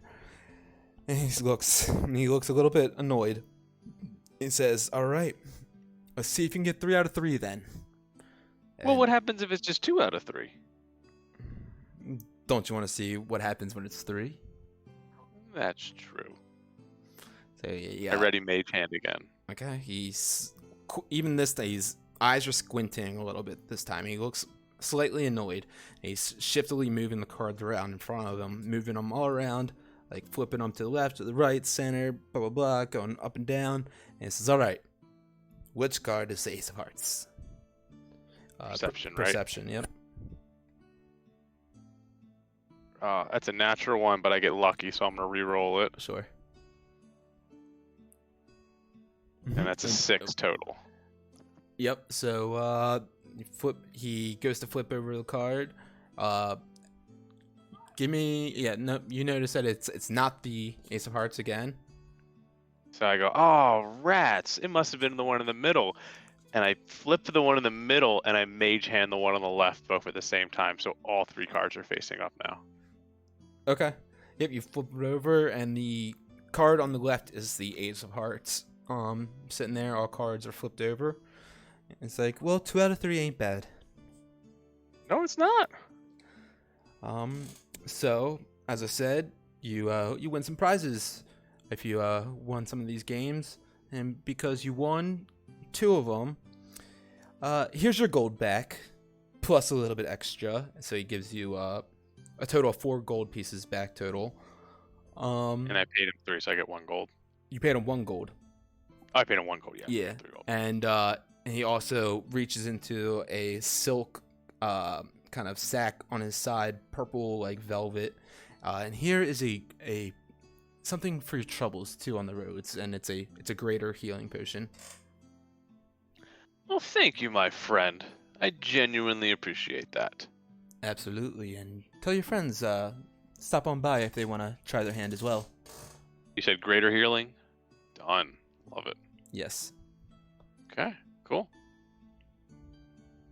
I'm good. Beautiful. So Luke, Ganj, and Solrak, they're over at the arm wrestling stand. It's ran by a large human with a ponytail, wearing these overalls and slacks. His name is Bubba, and he points over to Solrak and says, "Hey, you. Yeah, you. You look like a tough guy. You think you got what it takes to beat the arm wrestling champ Thrun?" And he points over to half-orc man named Thrun. He's a big guy, green skin with these 2 tusk teeth.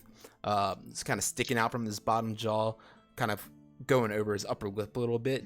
He got slicked back, greasy hair that's in a ponytail and wearing these like stinky leathers.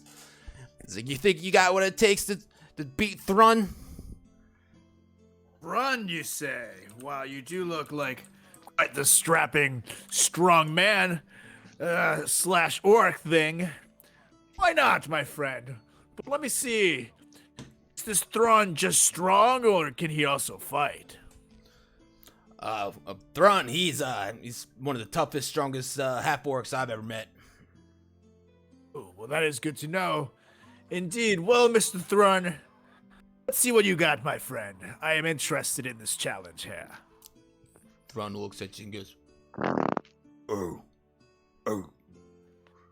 And he sits down at the table, cracks his knuckles, cracks his neck, kind of stretches out, says, "Let's go." Excellent. So how do I do this? you gonna challenge? Strength check? Yeah, so it's 1 gold to enter, and yeah, so what we're gonna do here is, you guys both, arm wrestling. You guys are gonna lock arms, put your elbows down at the table, and what's gonna happen is we're both gonna roll strength checks, and a 10 successfully pushes their hand in the direction down. You want to get 3 10s in a row before the other person can, essentially. So what's gonna happen essentially is that each time you get a successful 10, it pushes their arm down 15 degrees, I guess, down. And each time it's another 15 degrees. So 3 times down, you'll push the arm all the way down, but you'll understand it more as we go along. But I feel yeah, that's good enough. Excellent. So yep, you guys sit there at the table. Bubba says, "All right, guys, lock hands, put them together, elbows down flat, no lifting, no twisting the wrist or anything, none of that bullshit. And let's get going. On your mark. You guys all ready?" Yeah. All right. Thurn, you ready? And he looks over and goes, "Ready." And I'm gonna ready minor illusion, or I'm gonna ready minor illusion. Okay. And Bubba says, And "Yep." If Carlos or if Sorlak gets to 1 click before failure, I'm gonna have a small sound go off that only the half-orc can hear. Just a giant fart noise. Okay, and you're writing that for when? Just if he's starting to When win? Carlos is 1 click away from losing. Gotcha. Because it goes down 3 each way. So if Yep. he's one away from losing, as soon as he gets that 1 away, a giant fart sound is gonna go off behind his ear. Okay. All right. Perfect. So Bubba, he's put his hand on top of your guys' clasped hands, and says, "All right, on your mark, get set, go," and he releases. And all right, roll a strength check. Okay. I First one. I failed. 3 plus 3, 6. All right, you Damn guys- it. just roll again. Your hands are locked there and not moving, budging at all. 2 plus 3, 5. Yep, same. I rolled natural 1. So hands are locked up there, and you guys are keep on pushing and trying to see if you can get each other a little bit further. 6 plus 3, 9. I know. Oh, you guys are looking locked. You're straight. You guys are standing there just locked up. You can't push. Plus 3, Dude, I rolled a 2. I rolled a 9. I rolled 2 1s. All right. Oh, the hands are locked, and you guys are looking like you're a tough, an even match. pushed up against each other. I just rolled 13. Damn it! Oh, 5 so- plus 3, 8. Finally, Thron is able to push your arm just a little bit down, and it's one notch down. You guys try to push up against each other one more time.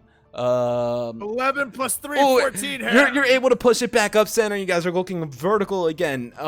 There's a crowd starting to gather around as you guys are looking like a tough fight's going on. Thron pushes your arm just a little bit further down as you guys keep the fight going, and the arm wrestling is looking like you guys got veins bulging out of your heads, out of your arms. Roll another strength check. We're pretty much just gonna keep on rolling them fast. 13 plus 3, 16. You hair. level it back up. You're standing back up vertically. You guys are standing there like fucking hand in hand. Roll another one. 17 plus 3, 20 hair. You push him oh no, it's not a natural 20. Okay, so yeah, you push one notch over, and you're finally, for the first time, you've got an upper hand on him. He's looking like he's trying to push with all of his might. You push him down one more notch. He's one more hit away from being pushed all the way down, as you've got the veins sticking out of your forehead, and he's got the tusk sticking over his upper lip, and he's clenching down. 19 tight. plus 3 hair. Bam! And throw his arm down, and it slams to the table, and That's my friend. everyone looks bewildered that you were just able to take him down. And Thrun, he's shaking his hand off and looking a little annoyed, and says, "Best 2 out of 3." No, my friend, that is not needed. For you passed my test, despite the fact that I won.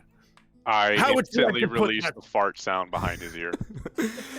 You release the minor illusion of the fart sound, and instantly behind the half-orc's ear, you this eruptive, like, blasting fart noise, and it shakes him off guard for a second. He looks over at Bub and says, "Wasn't me." Well, my friend, how would you like to put this strength to use later this evening? What do you There's mean? danger. There's danger afoot. That's a hell of a proposition there, Sorak. That's some danger too, if you're ready. Perhaps you could take off my pants. Oh, never mind. This is a different proposition. So, my friend, apparently are these fire giants on their way here. They mean business. We could use a strong, strapping fella such as yourself to take these bastards out here. What say you? He stands up straight, and he's got his arms crossed, and looks at you like, "Thrun always defends his honor." That's why I like you, Thrun. That's why I like you. And I promise you, once this is all done, I'll give you that rematch. I would like that. You guys, you cheated, I think. And he's like, "No, I'm just kidding. You didn't cheat." Well, here's an extra piece of gold. cheated. And here's an extra piece of gold for your troubles, my friend. I like you. Yeah, hand over Thrun a piece of gold, and he tucks into like a front pocket that sits on like his chest, like on this like shirt that he's wearing. "Thank you. And hey, what was your name again?" I am Solrak the Destroyer, friend. "Solrak the Destroyer." And he pounds his fist to his heart, like hitting his chest, and says, "Solrak this Destroyer is ultimate warrior." Thank you, my friend. Hopefully, we will prove that to each other tonight in battle here. All right. He goes and Well, turns around, and he starts icing his hand in a bucket a wooden bucket that's behind him. Turn around, shake my fist, and say, "God damn, that guy was strong." Gonna just give Solrak the old tricep rub down and just be like, "Solrak, Foggy the Destroyer, just rushing the Chattingtons out here. It's a good job, buddy." Thank you, sir. Some might say I practice with that hand quite often at nighttime. Yeah, you do, jerking your boyfriend off. Whoa, he jerks me off, just so you know how. I'm just kidding. You jerk yourself off. It's okay. You don't have a boyfriend. No one loves you. Ah, way to open up old wounds, my friend. I know. I know. So, we done playing with each other? Yeah, well, I've been recruiting fighters for our efforts while you jerks play around with your fingers and your buttholes. I'm telling you, man. Whatever Worst it's case scenario, I'm done here. Now I know who to trust when the shit goes down. Well, if you stay, I stay. But if we leave, I leave. You know what I'm saying? It works. Hopefully it doesn't come to that. There's too many innocent lives at stake here. Can't just let them die. Yeah. Oh, innocent lives, innocent lives. I guess it makes sense. What would Luke Ganj say in this situation? How much more time we got till this fight? You guys got about another hour and a half to the fight, but you guys can, if you guys are trying to make your way over that, we can say that you guys, relax a little bit more around here, get another little bite to eat, and, I mean, are you trying to make your way over to the big top? We hold on a second. So I don't know, do that. Nah, we'll make our way over to the big top. Yeah. If that's how everyone wants to do. I won't do that now. Yeah, if there's anything else you guys want to talk about or do before we go over there. So I guess do you guys think this here is it Hanwinkle? Do you think he's gonna be legit?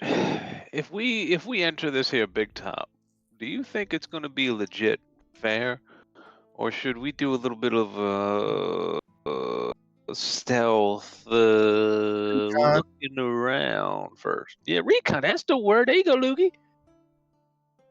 Yeah, no. Man, to be honest, I'm What if not we just quite charge it? so afraid of these guys per se, but maybe you're right.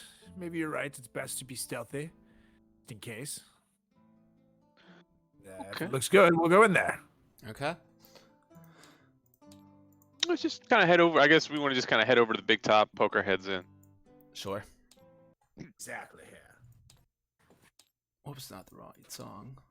Holy guacamole! shit. Did you make this? Yeah, I put all this together. So sick. That's why I wanted to do this, because I did this like a month ago, probably. All these things, and like I was like, when we were still using tabletop a bunch, and I was like, I spent a lot of time building these things.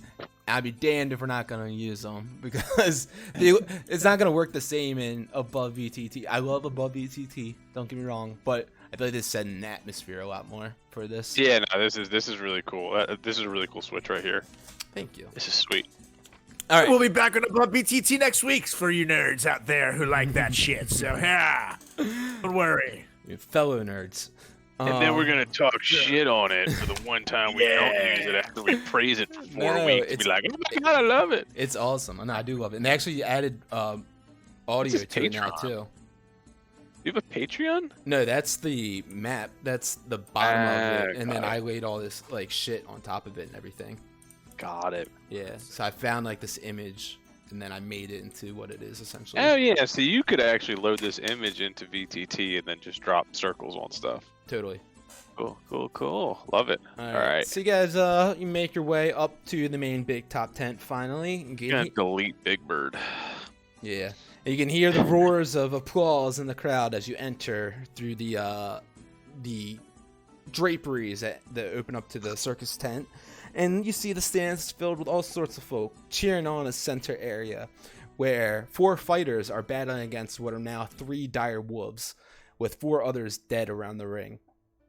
As you're walking in, you watch as the fight ensues, as one of the fighters, an elf, leaps over a barrel and plunges a short sword into a wolf's throat, and the wolf howls out in anguish as it collapses to the ground. One of the other wolves takes a few jumps and lunges at the same man and clasps onto his calf, ripping away at the muscle as the man falls to the ground without the strength to stand. Still breathing, the wolf pins him and starts mauling his face off, and the crowd simultaneously shrieks with horror and cheers with amusement. It's down to 2 dire wolves and 3 fighters, as one of the fighters in a worked breastplate with the insignia of a sun unsheathes a scimitar and slashes the wolf that was still eating the flesh of the fallen human. And as the wolf turns over, he sticks the sword straight through his back, impaling him and leaving the sword stuck into the ground. An elvish woman archer goes to quickly draw an arrow on the last wolf, but before she gets the shot off, the wolf made its way over and began ripping her apart. As one last-ditch effort, she pulls a dagger that was hidden in a sheath around her ankle and plunges it into the heart of the wolf, and they both collapse on the ground, bleeding and breathless. The crowd goes crazy as the last two fighters, a man and a dwarf, weakly raise their arms in victory and slowly make their way out of the ring, leaving behind a bloody mess of bodies. So all these guys are fucking dead. So guys make your way into the crowd, or down the this pathway that leads up to the arena.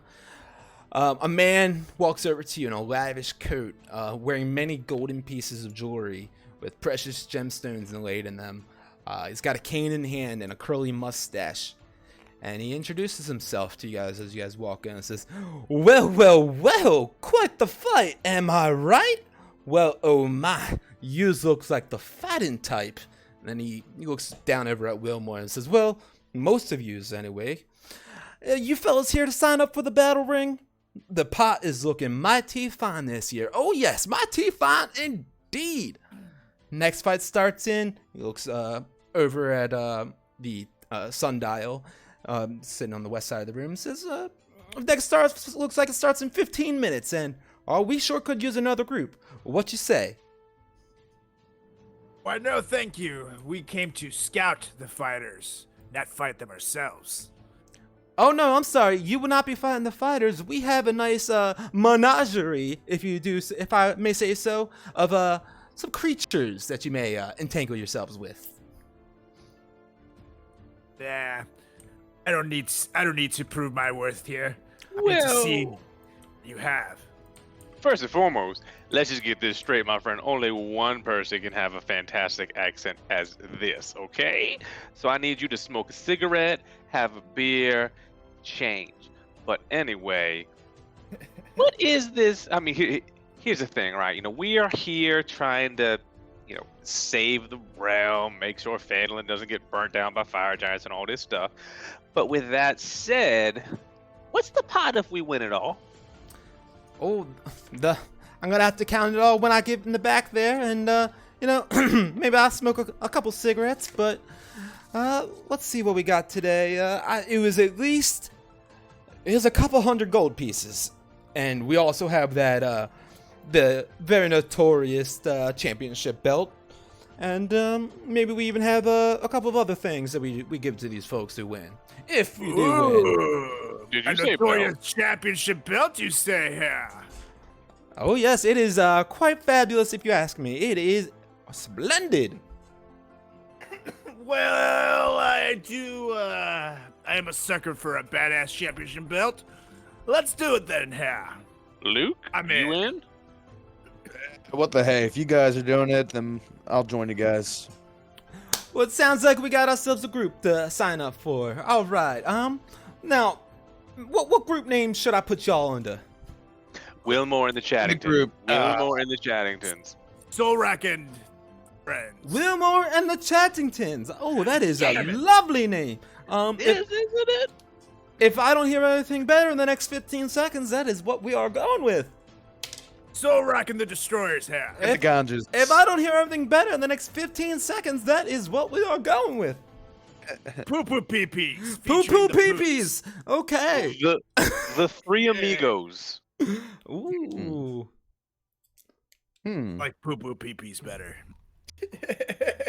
No, I can do the Three Amigos. That sounds cool. 10, 9, 8, The 7, three wheat brownies. 6, 5, 4, 3, I like chocolate. 2, 1. All right, the Three Amigos it is. Let's do it here. I can't believe I gave up the Chattingtons for this. Sucker. All right, so you fellas, you guys can make your way over to the side of the tent over there, and he points over to the east. And you guys can get yourselves ready, all set up for battle, and we will get your battle set up, and we'll get this started in just like I said, 15 minutes from now. That Boys, sounds great. Now's our chance. Scope out the fighters. Yeah.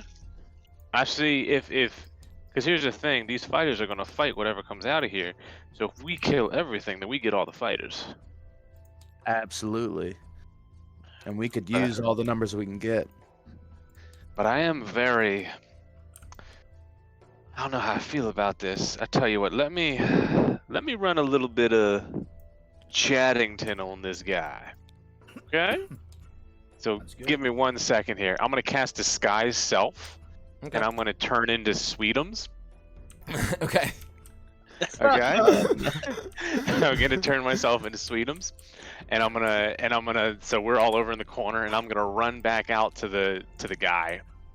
And what was his name again? What was his name? It was Handwinkle, right? Yeah, Dumar Hannywinkle. Dumar. I'm gonna go. I'm gonna. So where do we go? So right now I've only got a couple minutes. So I am. Mm-hmm. So I am Sweetums right now. Sorry. I'm gonna go. Dumar, double D, Dumar, my friend. Listen. Sweetums, relax, my friend. I'm sorry. You know me. I got the brownies. I got the other stuff, and I got a bunch of cocaine in the back. That's a whole nother story. Whoa. Be quiet about the cocaine. Okay. But so listen. There was 3 guys that came in here, okay, and they're the real deal Holyfield. They're the bee's knees. They are the grill. You know the one that like the grease comes out and everybody wants it because it's the George Foreman and it's extra fat. It's great. They're fantastic. And I think we're gonna have to throw them everything we got in order to win this, or for us to get our piece. What was that? Oh, what was that final thing that we were gonna throw at everybody that was back in the back in the thing? You know what I'm saying? That thing. What was that thing that we were gonna throw at the guys? What was it? Oh, Sweetums, I can't tell you that. We change it up stop to stop. It's, it all depends on whoever dies that week, and we gotta send someone What new. if everybody send dies? someone else What if in. everybody dies? Everybody dies. They kill everybody. What happens? What's the thing that happens at the end? We make twice the money. But they're not. They're gonna win. They're gonna win. I'm telling you, my friend. You think these fighters are gonna win? The ones that just signed up, first of all, they wanted to be called the Poo Poo Peepees, if I do recall. And another name was like the Ganges or something like that. Ridiculous. Listen. I was a preferred of the Chattingtons, but the Poo Poo Peepees, you know what? Do you know why they go by that? Because they shit on everything. They shit everywhere. It is just boom. Big poops on your face is great. Personally, I'm into that thing. I know a lot of people aren't. So what do we do? What is that thing that we? What was the ace in the hole that we had that last time back then when those people came in? You know what I'm saying? What was that? Was that ace in the hole again? What was it? Was it a dragon? Was it? What was it? What did we do? What'd you do? Give me a persuasion.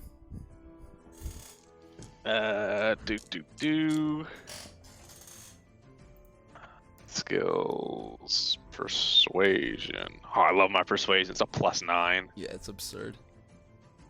It's a 24. Well, you know that we had changed it up from what we had a couple towns over when we were down near Waterdeep. Down there, we had a couple of the orc leaders, but we were able to scoop up, and he looks over his shoulders, make sure no one's around him to be able to hear what he's about to say to you. We're able to get a troll from a local cave. Oh yeah, the troll! Get him, troll! Love it. And the troll, he hates cookies, or was it brownies? What did he hate? Didn't he hate something? It's fire, right? They don't like fire. What is it they don't like? Oh, yep. They absolutely hate fire. That's for sure. Fire. Okay, fire. And brownies, right? Did you want a brownie? I'll get you a brownie later, okay? I have plenty of brownies in the back. You give them to me all the time, Sweetums. That is true, Double D. All right, Double D. Well, thank you. But just remember, they are the real deal Holyfield, even though that isn't a person that lives in this world. But still. All right, thank you, buddy. I'll talk to you later, okay? Nope. Yeah, you should probably be getting back to your stand and selling some stuff around here. Gonna go get back to my stand. Get that money. See you, buddy. And I'm gonna leave, turn back into myself, and then just kind of walk back in and just be like, oh, all right, well, thanks for everything. Bye. I'm gonna go get ready to fight. Just go get ready to fight, and I'm gonna come back here. And guys, look, they fought wolves. We're gonna end up fighting a troll. Do we have anything that we can set on fire? I do have a torch. Torch. Okay, just remember that we're gonna fight a troll that hates fire. So let's just remember that. Don't know what's gonna happen, but I don't know, I think the rest of this is gonna be cakewalk. All right. Dumar, you guys continue on your conversation a little bit if you want to. Are we ready? Are we ready, Chattingtons? Chattingtons on 3. 1, 2, 3. Poop peepees. Chattingtons. All right. 3 amigos. Dumar walks out to the center of the ring. Well, ladies and gentlemen, we have. By the way. Yep. I'm before we get on to battle, I'm pulling Talon back out and putting my longbow away. Oh, for sure. No, all good. Yeah, I assume that was just for like the archery game. Beautiful though. So, Dumar Hannahwinkle, he goes out into the center of the ring, arms spread. Ladies and gentlemen, it is my absolute pleasure to bring to you on this fine evening in Phandalin. The crowd goes wild as he says Phandalin. We have a new group of fighters. You guys may recognize them as your local heroes. We have the 3 amigos! And everyone starts cheering loudly as you guys make your way into the center of the ring. You guys can place yourself anywhere on the left side, west of these 2 barrels in the table that's flipped over. So yeah, feel free to make your way in there. I'm doing lots of hip thrusts as I enter. Yeah. There's actually a song goes over there's the ensemble playing in the corner. They start playing. Bum, bum, bum, bum, ah, ah, ah. You think I'm cute? You know I'm sexy. I got the looks. Got the looks that drive the girls wild. I got the moves. Ooh, that really move 'em. I sit chills up and down their spine. I'm just a sexy soul rack. Sexy soul rack. I'm not your soul rack. Soul rack. I'm just a sexy soul rack. Soul rack. I'm not your soul rack. And disguise itself as like a female cheerleader, just like, ooh, ah, sexy soul rag. Ooh, ah. You start like doing like these like cheers for him, like throwing your arms up and down, lifting up your legs, and Dumar points over to the other side of the arena, opposite that you guys made your way into, and states, "Ladies and gentlemen, now for the competitors, we have released them," and out come crawling out from the that side. These kind of insect-like creatures, these 9-foot-long cockroach-like creatures with slender limbs and enormous like legs and a long antenna. They're twitching in response, like as they make their way out into the ring and are like overwhelmed by their senses. They have these legs with these sharp hooks, and these teeth too. These like, oh man, these like sharp, powerful mandibles. As they make their way into the ring. I'm gonna send you guys a quick picture in the Discord of what they look like real quick so you can see that.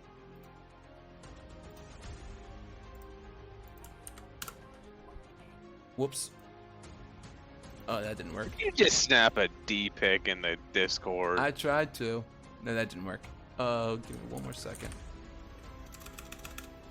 But yeah, these creepy, crawling, insectoid-looking creatures start making their way into the ring. Whoops! Why isn't this working?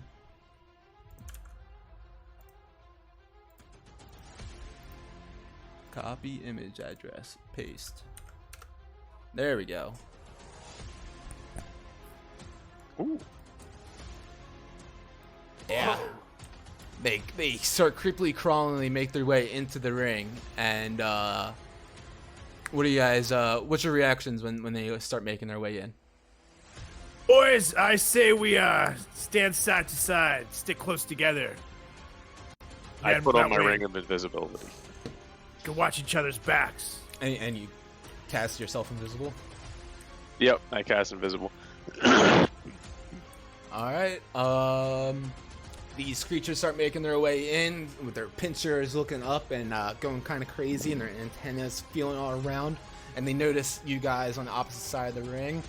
Dumar starts backing up and says, "Well, without further ado, let's get this started."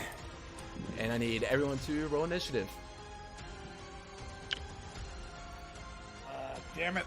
4 + 2, 6. Oh, why is it rolling there? 9. Luke, you Hold on got a 9. second. Yes. Initiative is right there. Got a 6. Wow, 7. It's horrible. Sucks. You got a 7. Yes, sir. All right. 14, 11, 9. Start. Okay. So the first creature is gonna start crawling up. Let's see. Can we measure in here again? I forget. Right. Yeah, it's the second one from the top, right underneath the finger. Yeah, line. Oh wait, no, that's that's drawing. It's the fourth one. There we go. Fourth one. Oh, 5, 10. We say that the squares are 5 feet. 5, 10, 15. So he dashes all the way up to right about behind this table here, and it's gonna end his turn. Next one is going to do the same thing, dash all the way up to here, end his turn, and it's Luke Ganja's turn now.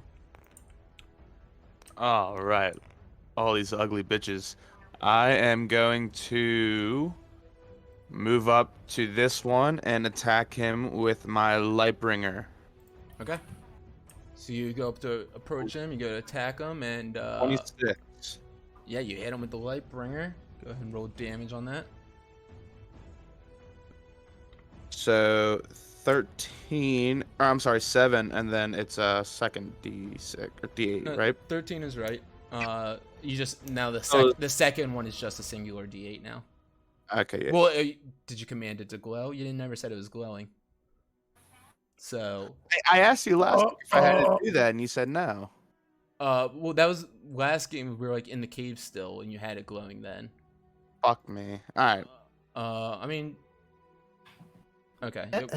We'll just say that the first one hit, so 13 damage on that one. And then I'm gonna attack him again. Yep.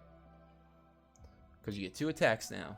Yep. 13. 13 just misses as you go to hit him with your Lightbringer, and almost goes through his armor-like skin, but it's not able to pierce its way through. Is there anything else you want to do? You can, as a bonus action, if you want, make it glow now. Okay, yeah. As a bonus action, I will go ahead and do that then. Okay. I will make my Lightbringer glow. All right. Cool. All right. So the next guy's turn now. He's gonna come running all the way up to you. Yeah. And since he uses his dash as his action, he's not able to attack you. It's now Wilmore's turn with Solrak on deck. All right, so these are what, 25?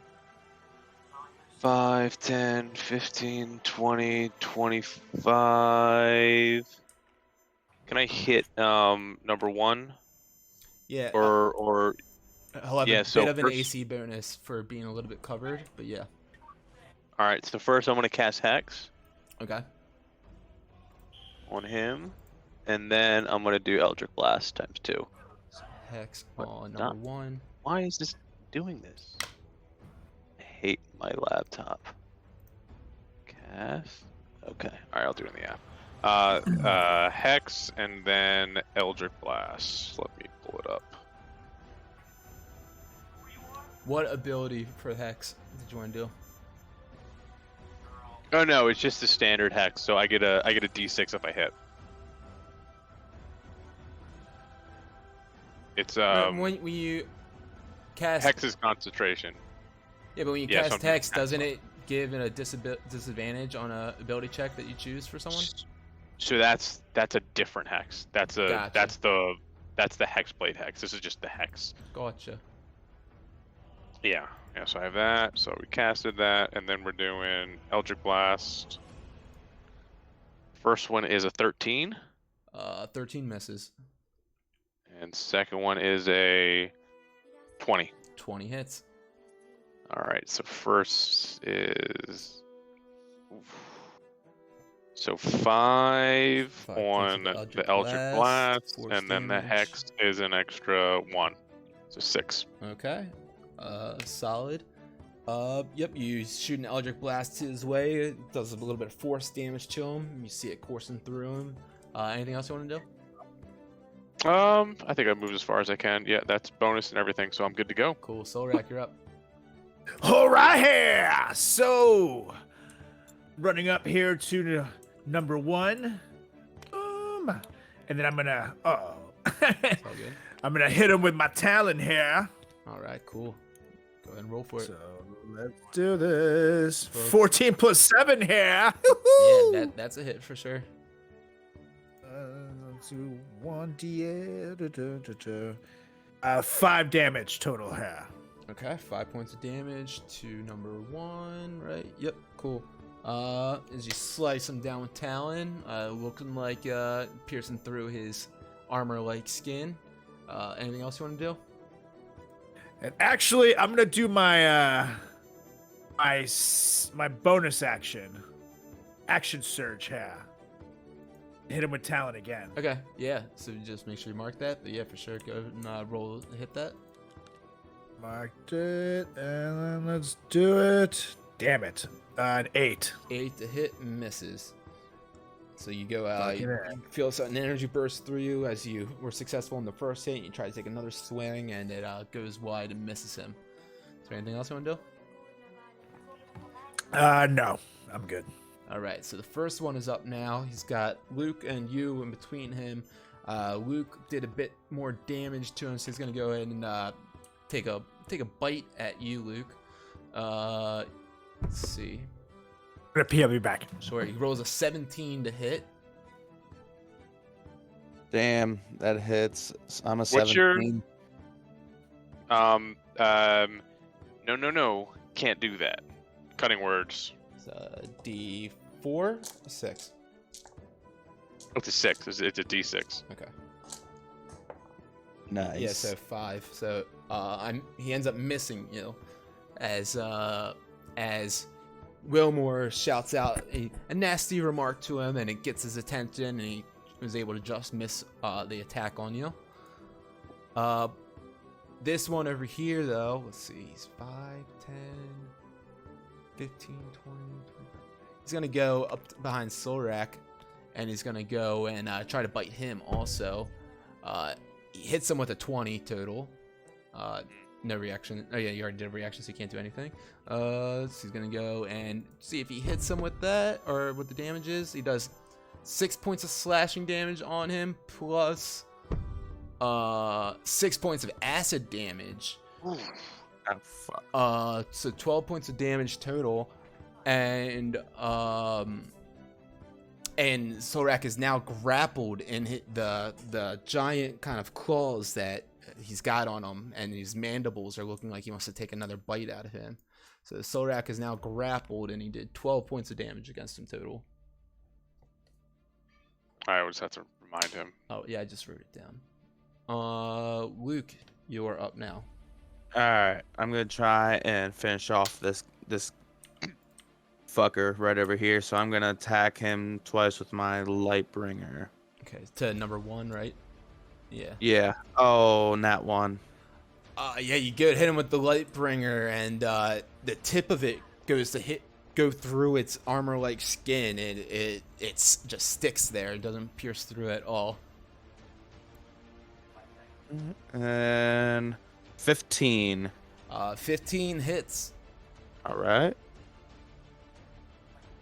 6 and 2. So let's see.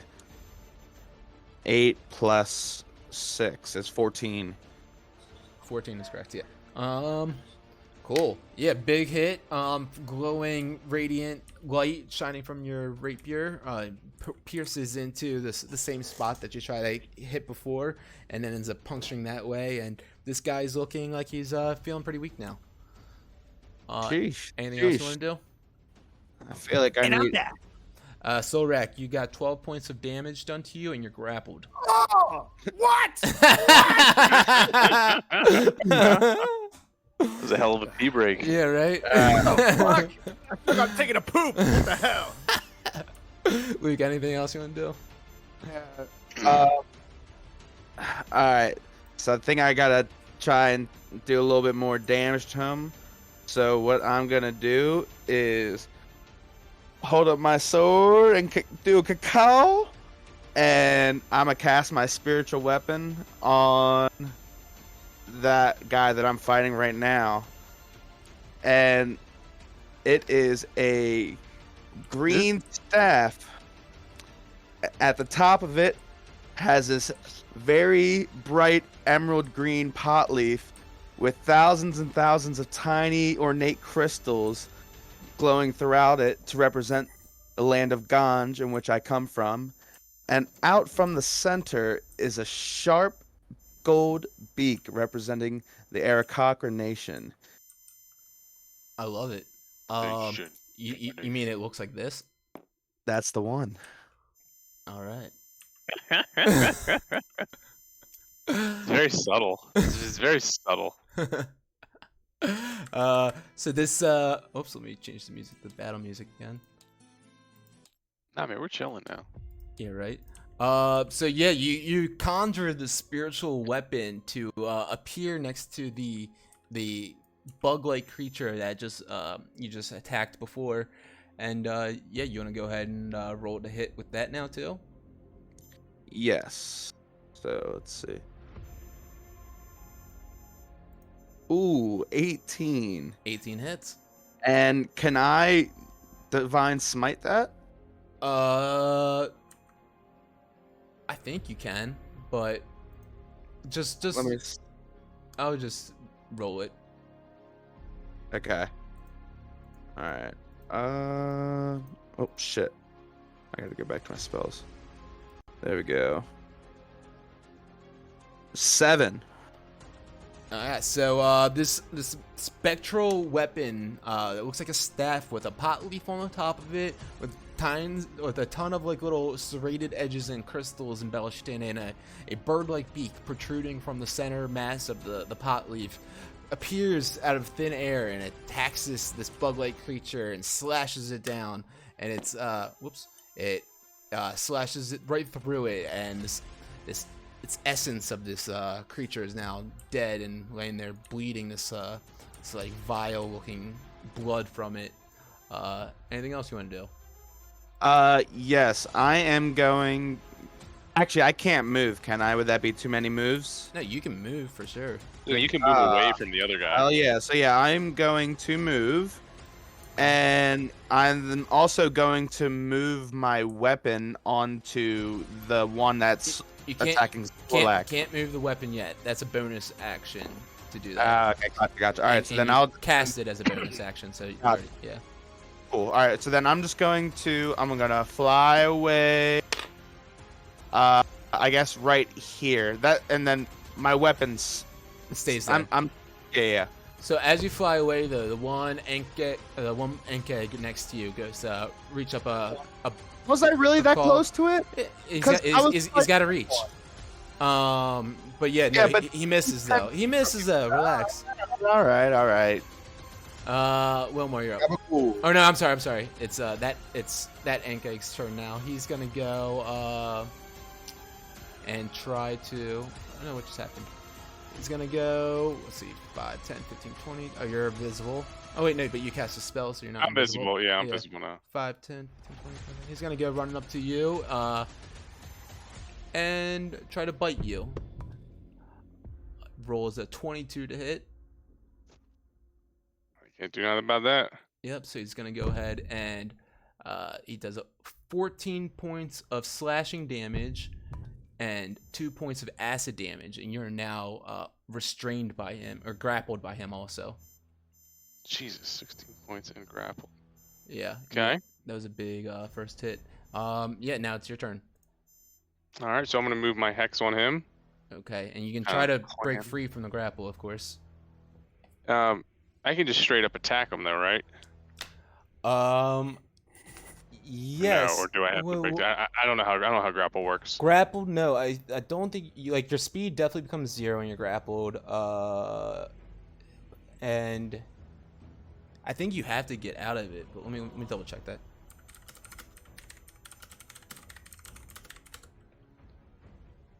Yeah, you can melee attack. Yeah. I can melee attack. That's not gonna do much. How do I get out of a grapple? Attack and grapple. You make a. You can make a strength or a dex check to like try to free yourself. Okay, and that would just be my move. Yeah, that'd be an action. Yeah. Okay. Yeah. So we'll move that to him, and then I'll just try to break out of the grapple with the dex check. Okay. Try to squeeze your It's way a out. natural 20. Yep, you successfully are able to get your little body out of the grasp of him and slide on out stealthily. You're now free from his grasp. Anything else? I guess that's it. No, I'm not moving. All Or right. yeah, because that's my action, right? Yeah. Yep, I'm good. Solrak, same deal. You are now also grappled. If you want to try to break free from it, using a strength check, or you can attack as you are right now too. You don't need to break free, but you can't move at all. Well, if I attack, you might still break the grapple, right? Like with an attack, or with basically my strength breaking the grapple within my action or attacking. Yeah, While grappled with you're an gonna an attack could. It's got to be a big attack. It's got to be a big hit. But I would say the grapple is, or trying to break free from the grapple is your best bet All right. probably. And you said that's a strength check Yeah. or saving throw. Strength check. All right, but I'll do Or that. I guess I'll try to break- saving throw is actually probably more technically right, but either one's fine really. Well, my saving throw is a +6, so I'll do that. All right, yeah, go for it. Cool, I'll do that. 12. You try to break free from the grasp of the this bug-like creature, and you feel your arms just about to break through of it, and you keep pushing and pushing, and finally you feel yourself almost break free, but it grasps you back and it pulls you back in, and you're still grappled. All right. Yeah, let me see. I think that will have to be my turn. You could bonus action rage, and then you'd have advantage on strength checks. Ooh. But then I would have to wait anyways until... Your next turn, but yeah, then Next all your turn. attacks would have +2 melee damage for this fight, essentially too. And you'd be resistant to bludgeoning, piercing, and slashing damage, and these creatures do slashing damage. All right, it's on. I'm going on rage here. Garlus is raging, finally! Solrak. Yes. Solrak, feeling the brute strength of these insect-like creatures and unable to break himself free, drives himself into a mad rage, and you can see that he's ready to fight now. So now that's your full turn because you can't move or anything. It's gonna be this one, his turn now, the one that's on you, and he's gonna go ahead and he's gonna just try to bite you again. As he's got you clasped like that, he goes in with his mandibles, and it's a 9 to hit, so he misses you. Lucan's your turn, and he still has you grasped in his claws. So I am gonna run over to this one and attack him twice with my Lightbringer. Okay, go for it. Oh, 26, and I am gonna divine smite that. Okay. That'll be 4d8s. Yeah, so you'll roll the 2 for the Lightbringer plus the 1 for smite. And then another one for level 2 spells. Oh, you're saying it's a level 2 one. Yes. Okay, gotcha. So yeah, make sure you just mark that. You rolled What the- 4d100s. Shit. Hold on. Alright, hold on. 1, 2, 3, 4. And then just add the modifier once. 6. So, I'm sorry, 21. 21 to number 3. Yes. Massive hit. Divine, beautiful, radiant hit comes stabbing into this ant egg, this bug-like creature, and you just pierce through and watch as the light shines and it's emitting through the wound, and you quickly pull the rapier back. Is there anything else you want to do? Yeah, I'm gonna attack him again. Okay. Oh shit, hold on, that was for damage. There we go. 17. 17 hits. Yes, sir. And I'm a divine smite that one too at just level 1, so Okay. 3d8. All right. Bringing the 15, hammer. 15. Yeah, right. You say 15 total. Yeah. And just one quick round, you are able to do a hefty amount of damage. I believe that was 36 points of damage or something like that. And or 34 maybe, I don't know, something like that. And this creature in that one round he's looking like he's pretty weak. Anything else you want to do? Yeah, I'm gonna move my spiritual weapon onto the Ankh egg that is attacking Sorlak. All right, and Am I able to attack with it still? Yep. All right. Hold on. 13. 13 just misses. Ah, damn. Yeah. All right. Well, I will end my turn then. Yeah, good round.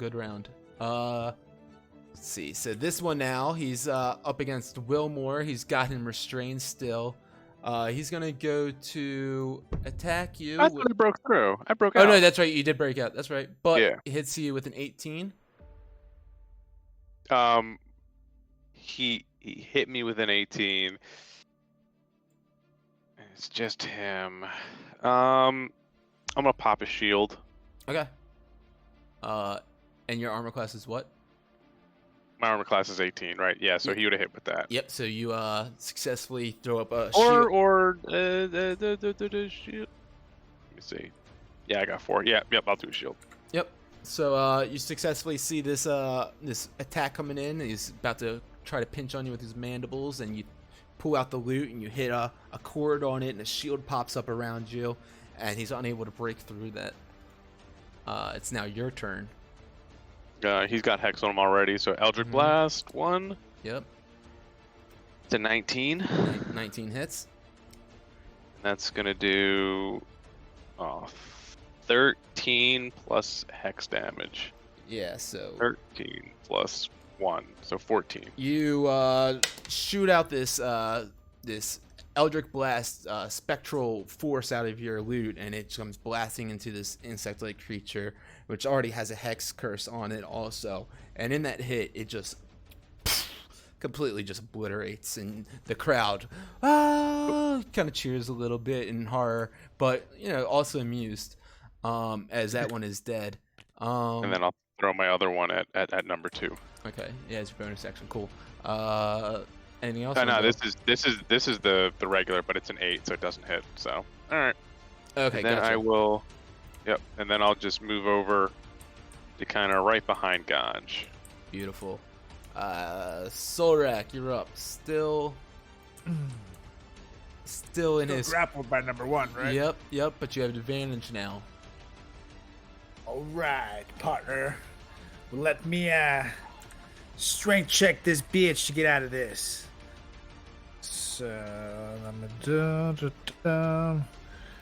First one, 11. Second one, a perfect 20, baby. 26. Yep, you successfully, in this rage, you clench your arms, and you, with like your muscles like flexed, you throw them outwards, and you're able to break free from this clasp.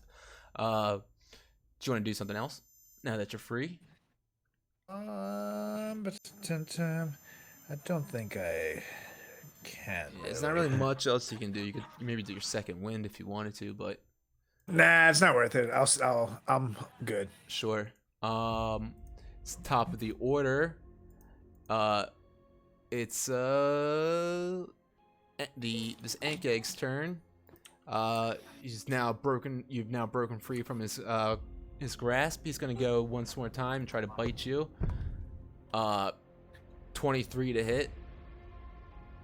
So he's gonna go and he does 9 points of slashing damage halved. So that's 4 points of slashing damage. Plus an additional 4 points of acid damage, so 8 points total. And you are once again grappled. God damn it. Yep. It's now Luke Ganja's turn. Right.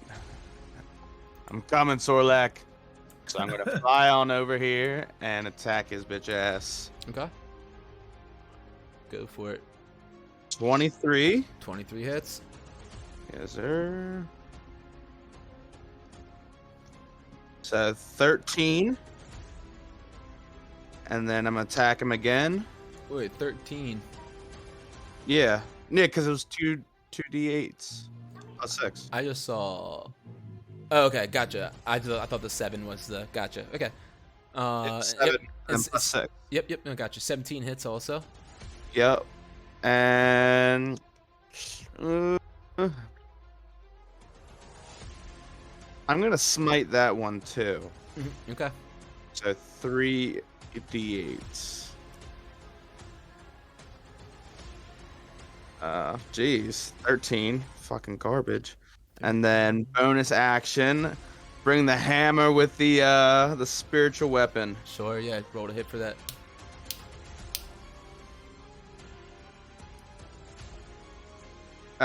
It's a 6, but I'm gonna I'm gonna just end my turn. Yep. Spiritual weapon. You command to come swinging at it also, but the creature is able to dodge out of the way. Anything else? That is everything for me. All right, Wilmer, So you're what I up. did, Sorak 6. on deck. You did 25 points of damage, Gotcha. right? That's what I have written Nah, down, but I thought it maybe was it's more. I thought it was 13 and 13. Am I up? No, the second one was 12. 6. Oh, no, wait. You're right. It is 13 and 13. So I thought it was Yeah, 6 you're up. and 1. You're up. Or 7. Yeah. Well, more than Sorak. Alright. All right, gonna point at this guy, move Hex over, Eldritch Blast. Yeah, That's a 23. 23 hits. This one is gonna be 11 plus 4, so 15. Cool. And then the second one's gonna be 18 to hit. 18 hits. And then 6 plus 3. How 9. do you want to do it? Yeah. Oh, so I point at him, just one hand right at him to move the hex over, and then I give him, put 2 arms behind my head and give a pelvic thrust. Boom, Eldritch Blast right out of the crotch, just right in the face. And then boom, hit him with the second one. Boom, right in the face. And then I turn around for the double hex, and I just like put my head between my legs and do like 2 little rock-ons and go pew pew. And then the hex just kind of eats him from the inside, and just kind of green necrotic, just vapors start coming out of his mouth, and his mandibles are like, and then his entire body just rips in half. And like half of it just because he has Sorlak grappled, right? Yeah. So it all just like lands on Sorlak's face. It's like Yeah, That's badass. So badass. Yeah. So you guys. Gross. You go.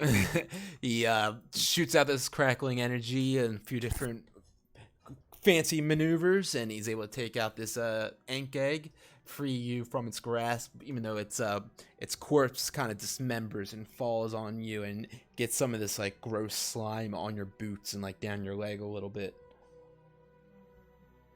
Nasty. Yeah. Hate it. Yeah, real nasty.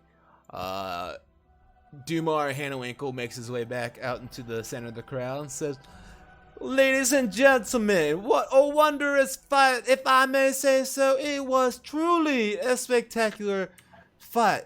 Now, gentlemen, please make your way out of the ring. We must have the next fighters come on in here." So he sends you guys out of the ring as the next group of fighters come in. And as the next group of fighters come in, you guys can do anything else that you want to do. In between the battle, heal yourselves up any if you want. Take any potions. Do we have time whatever. for a short rest? Switch up. No time for a short rest. Now, Next battle in 30 I- minutes. So what I'm going to do, it says I can do it as a bonus action, but can I still do it like outside? Oh yeah. What do you want to do? So I'm holding my lit lightbringer and I'm gonna utter a prayer and I'm going to regain one of my 2nd level spell slots. Oh, you're doing your harness divine power or whatever. Yes. Cool. Yeah, go for it. That's And awesome. then I'm gonna talk to Sorlak. Now, Sorlak, do you have any potions or shield or anything that you need to use? While you guys are talking and doing this, I'm gonna run to the bathroom real quick. You guys feel free to Okay. Because I can lay my rapey hands on you. I do not have any potions of healings. I do have a 2nd wind. Let me see how much that would help me out. I don't know if I can use that right now, though. Yeah, you can use anything. Even though we're out of combat, you can just use it. Well, yeah, I'll just use my 2nd wind and save your lay on hands for when I really need it. Okay. And Wilmore, I how are got it. you doing? I got a greater potion of healing, so I think I'm gonna use that. It's 4d4 plus 4, so I'm just gonna roll the 4d4 in here. 1, 2, 3, 4. That's gonna be 8, 9, 10, 11, 12. So that's 12 health. So that'll help. Yeah. I just got 9 back, so that will definitely help. You grab a bottle of water real quick. Yeah, so I'm at 29 health now. Should be fine. Yeah, I'm at 38. And you are used. Ooh, this song is badass. Yeah, right? Yeah. Ooh. I'm coming for your ass, son. For the listeners at home, this is the time to get really pumped up. If you get up off your desk and frolic around your room. You know, your neighbor downstairs, if you live in an apartment, might be like, "What the fuck is that guy doing? It's late as shit." It's okay. I just ate a whole bag of cheese curls. Whole bag. Ooh. Like a family bag. There's a lot of cheese curls. So I just crushed mad pizza while doing Let's this. say Alexa like dropped off pizza like a half an hour ago. I haven't even touched it yet. Oh, Just- dude. just Oh, shoved it in my What are you no doing? way. Yeah. What are you doing? I just literally shoved a piece in my mouth. All right. So what I missed? What'd you guys do? I took my 2nd wind and Cool. got 9 points of health here. Yeah. I'm feeling good again, guys. I'm feeling like I'm ready to kick some ass, you know, slash and bash, Oh. slap some around, you know. You're I'm always- ready here. You're always ready to kick some ass. Yeah. Take it all. Yeah, I grabbed a potion. We're healed up. Cool. Luke, anything? He's getting a drink. Cool. All right, you guys. It's, you know, a little. It's nothing too important, but you guys watch. As another fight goes on, you guys were kind of talking amongst yourselves as the fight went on a little bit. You see, it's a couple of other human fighters who went up against a couple of hobgoblins, and they were able to take out the hobgoblins with only one of the fighters going down as a result of the fight. And Why can't we take on hobgoblins? We gotta take on acid pruned fucking aliens. and Dumar makes his way over to like where you guys are like preparing yourselves and talking amongst each other, and says, "Hey fellas, just a 5-minute warning. I'm giving you guys a 5-minute warning here. Get yourselves together, get them swords sharpened, and I'll see you out in the ring." Thank you, Mr. Dumbass. Yeah, how about you send us some wolves and hobgoblins next time? How about that? Sound good? I'll see what we got in the back. All right, we appreciate that, Mr. Better not be a Dumbass. fucking troll. That's his name, right, you guys? Dumas. I didn't offend him, right? That Doombas. was his name, right? Dumbass.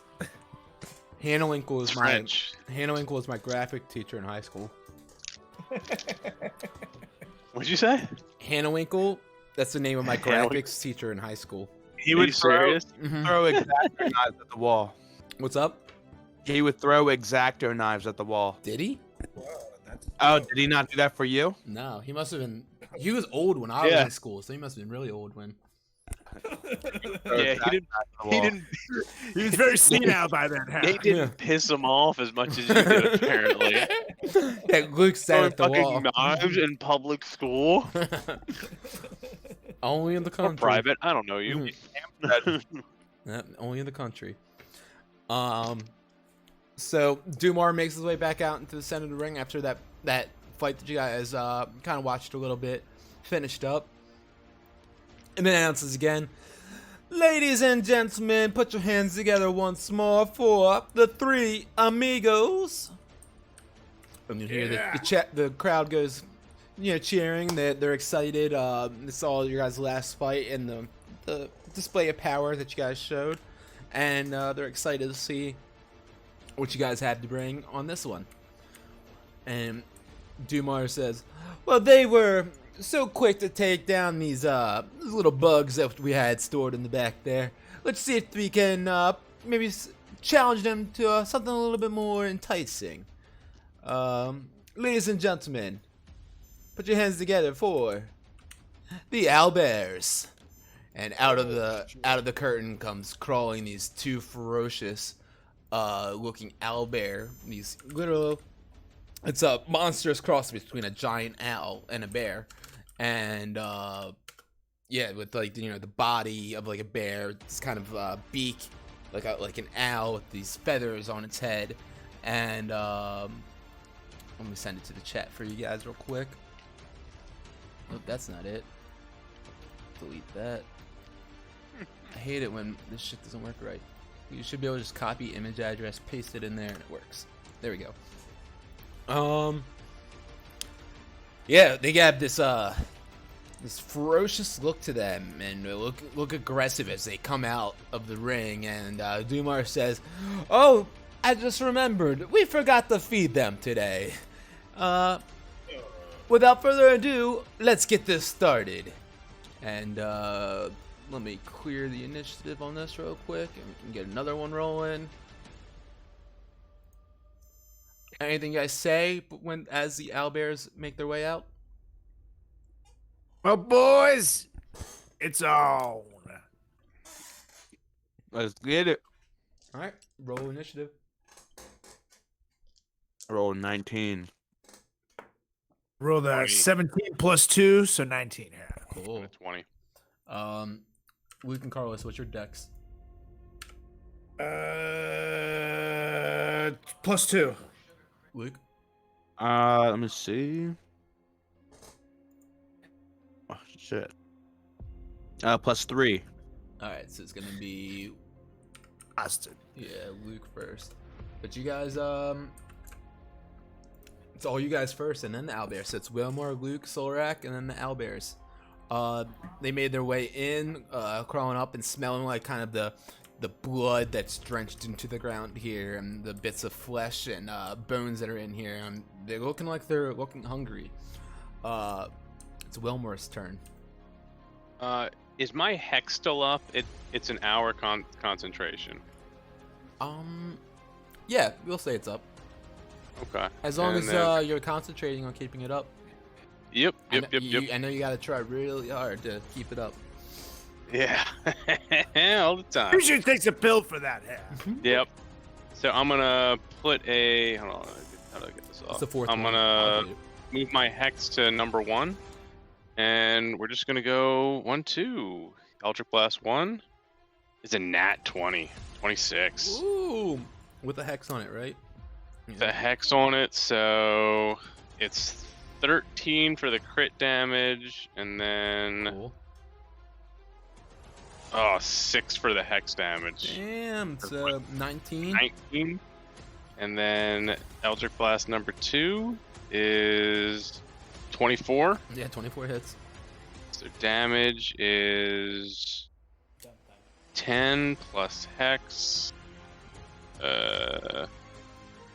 So 1 on the hex, so 11. So 19 30 plus points of 11. damage as Wilmore, he steps into the ring and he's not fucking around. He pulls out his loot, sees these two ferocious beasts, throws his hex curse on one of them, and then starts shredding the loot in such a way that this crackling energy shoots out the headstock of it, as the loot is literally like glowing this like blue color, and this huge crackling force energy just hits this owlbear and sizzling through him, and you can tell he's physically hurt, but there's still a lot of strength in this motherfucker.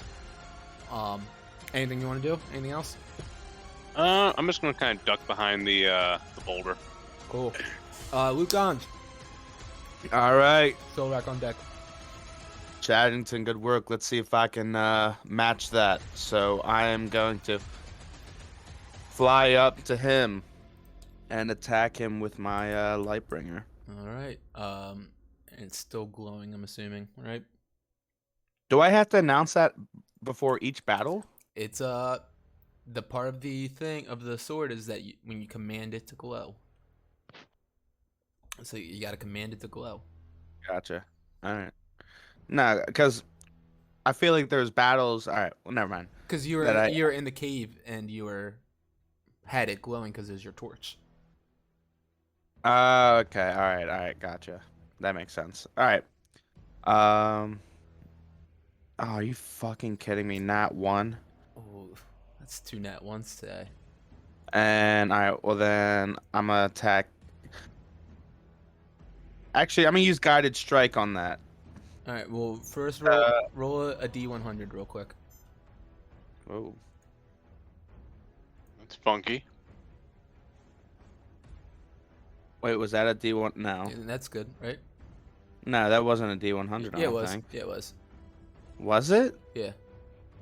Why did 2 dice show up? Because it was 2 10s. It takes the first dice that's rolled is like the 10 spot, and the second one is the single spot. Oh. Well, did you see what I It rolled? was 15, right?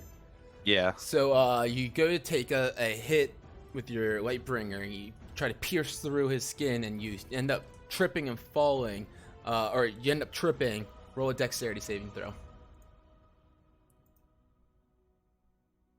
to see if you fall. 20. You end up tripping. You catch your feet, and you're able to stabilize yourself. Continue with your turn. So I could hold on. I asked if I could do a guided strike on that action. You missed. Oh, okay. No, it was a crit fail. So no. You Just can't say do no. okay. All right. Well, then I'll attack. It's supposed to be an automatic fail. 13. 13 on him. Just hits. Oh shit! All right, there we go. And let's see, 2d8, so 16. Okay. Anything else?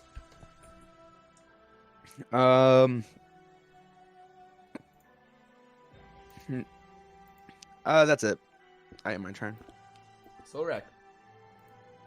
All right, here. I'm gonna use Full of the Dead on the Night Owl, the Owl Bear number 2 here. Okay. So that's a wisdom saving throw for me, right? Yep.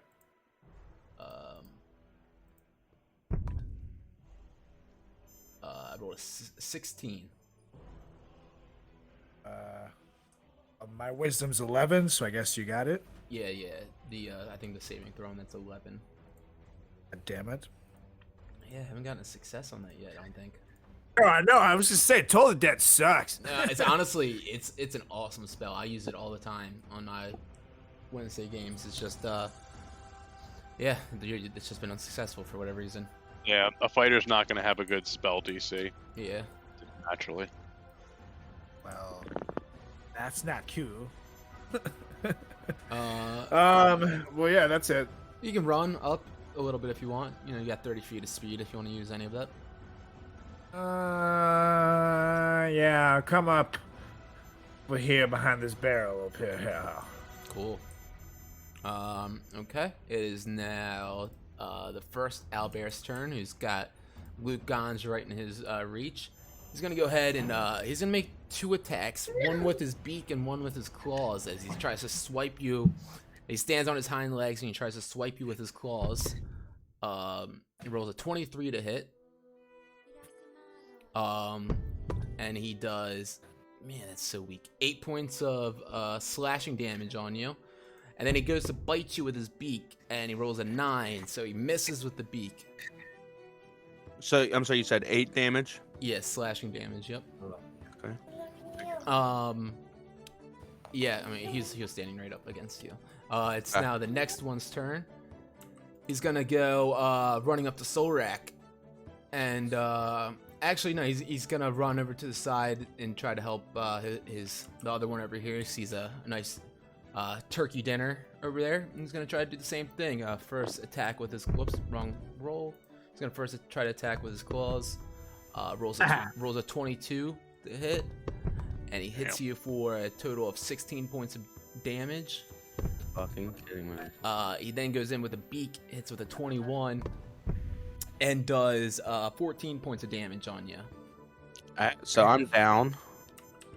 Oh shit! As this second owlbear came running up to you and comes clawing you and biting you with his beak, and he sees that he's got himself a little bit of a turkey dinner in front of him. Wilmore sees Luke Ganj going down, and it's now his turn. All right, I'm going to pop out. I'm going to 1, 5, 10, 15, 20, 25. I'm going to give it to one again.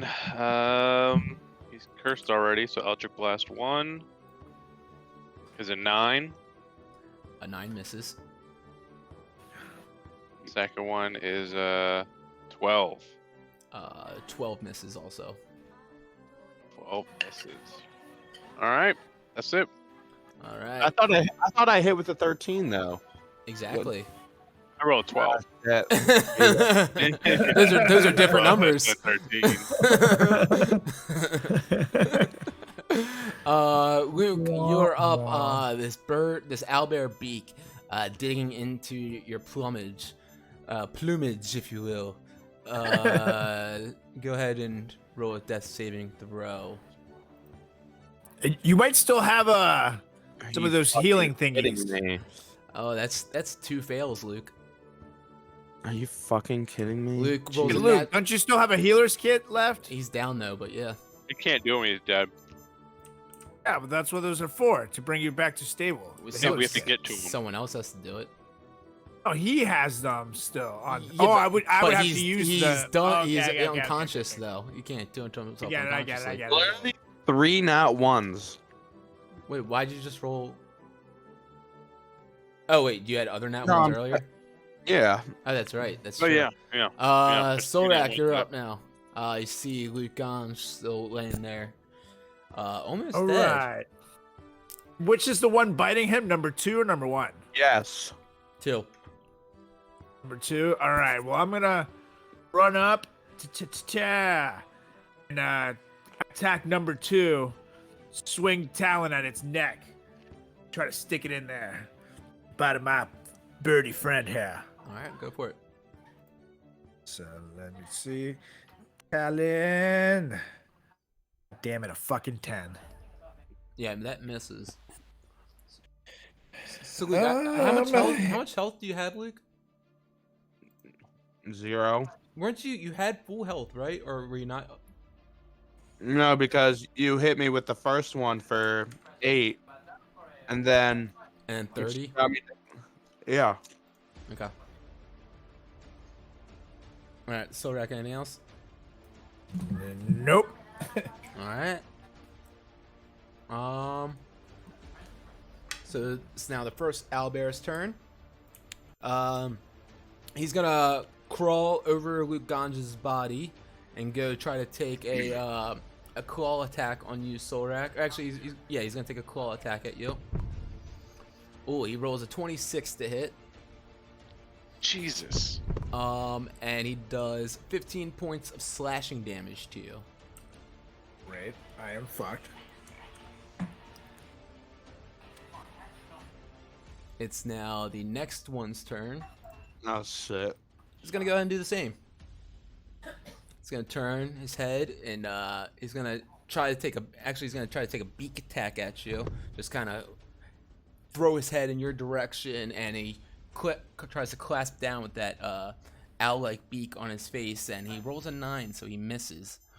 It's now Wilmore's turn. All right. I am going to cast Healing Word on Luke. Mm-hmm. So you can heal yourself for 5 points. You rolled a d4? Yeah, it's in the Yeah, chat. yeah, I see it now. Cool. And then I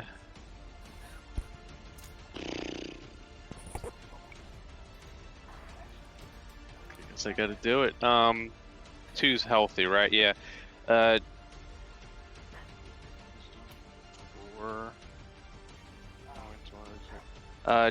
Dissonant Whispers on number 2. So you gotta run you gotta roll a wisdom wisdom check. Let's see. There's 10 damage. Yeah, I rolled an 8 total, so fail. All right, so you got to do 10 damage. And which one to number 2, right? Number 2, so he and goes then he's gonna back. run away. But that should be opportunity for Luke and Sarlacc. Sure is. Yeah, buddy. And what was the damage again? I'm swinging talon. It was 10 from me, Okay, cool. and they each go swing. Yeah. Yep. 18. 18 hits. And 12. Fuck. Yeah, 12 misses, unfortunately. 14 total. 14 total. So you take an And opportunity then- attack. Yeah. That's 24. Nice. Okay. So you, Wilmore, he, whispers this, like, discordant melody that comes screeching through this owlbear's ears, and it scares him off. He goes running backwards, and as he does, Luke Gange and Solrak see an opportunity to take an attack. Luke, hitting the attack. And, is there anything else you want to do, Wilmore? Yeah, I'm just gonna scream, focus down the one close to you. Alright. Luke Gange, you're up now. Nice. All right. Gotta bring the bringer. 15. That hits. Nice. 17 for damage.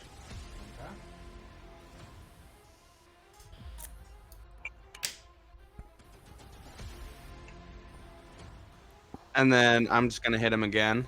Okay. 14. 14 hits. Ah, man. All right. I'm gonna use Divine Smite for that one. So 3d8s. Okay.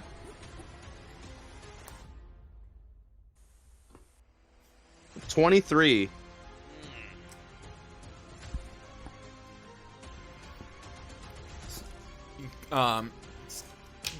Wilmore sends a healing word your way, and it gets you standing back up onto your feet.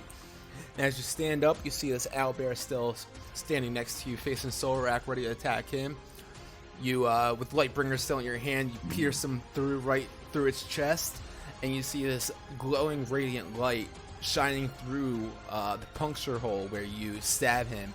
and it starts glowing so bright, and you see the energy from this owlbear just drain from its body as it falls down to the ground, collapses lifeless. Hell yeah. Yeah. Alright, and then I am going to fly back and hide behind here. Cool. Anything else? And I end my turn. Solrak, you're up. All right, I'm actually gonna move back. Whoop, that is the owlbear. I'm gonna move back over here towards Chattington. Okay. Sorlak, you should dash maybe. Yeah, you can. If you're not going to use an action, You're use not gonna dash and go as far back as you can. Hang out with me.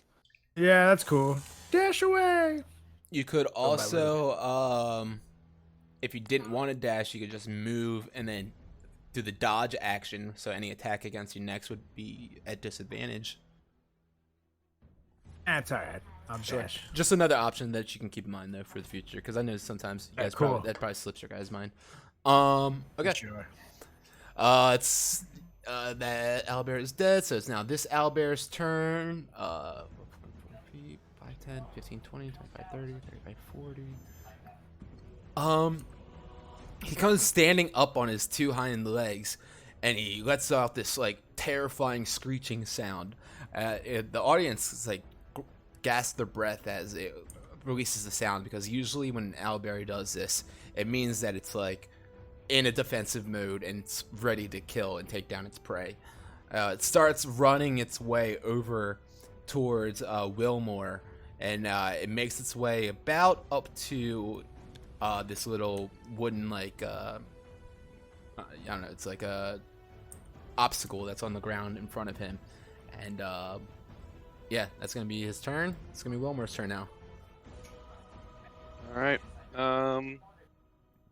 I am going to.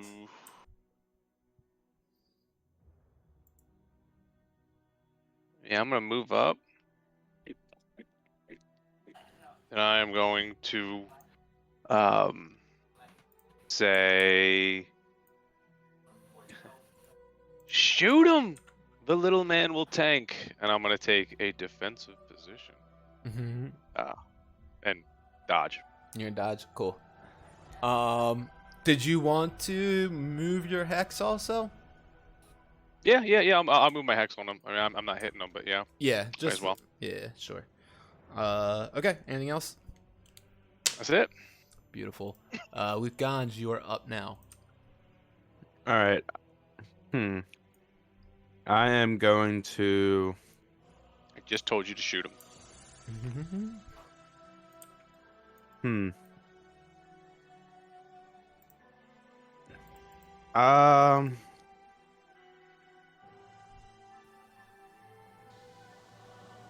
I am going to fly over here behind this boulder and use lay on hands on myself. Okay. Sure. And so I'll expel 15. Okay, so you're up to 20 health again now. And then bonus action, cast my spiritual weapon on the owlbear. Okay. Sure. And you're marking the spell slots for those, right? Yeah. Okay, cool. So, because it's only one spell slot, I regained the one during the intermission. Oh yeah, because you took that Yep. your whatever, the divine sense thing or whatever. Yep.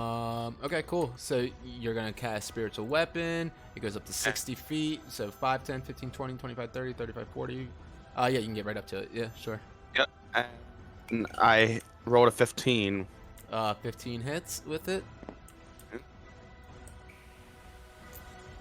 And 4. 4 points of damage on it. As your spiritual weapon comes slashing down onto it. Anything else you want to do? That is everything. Solrak, take it away. All right, yeah. I'm gonna come charging at this motherfucker. Swim my talent at him. Right in his face, yeah. Go for it. Yeah, roll to hit, man. Have fun. I got it. I got it. And I can't get up. That's why this shit is so like clunky. Like, Yeah. All right, here I go. And 18 plus 725 here. that's a hit, man. Finally, Jesus Christ. Yeah, with that All plus 7. right. I know. And I got 5 damage on him. 5 points of damage as Talon comes slashing down on him. And you can see that this owlbear is it's looking hurt. Is there anything else you want to do?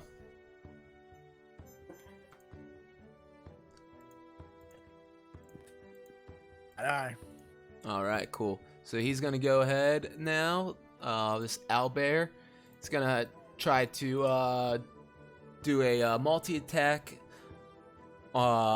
slashing his claws at Wilmore and then turning to bite at Solrak. The hit on Wilmore rolls a 14 to hit, so he misses on that.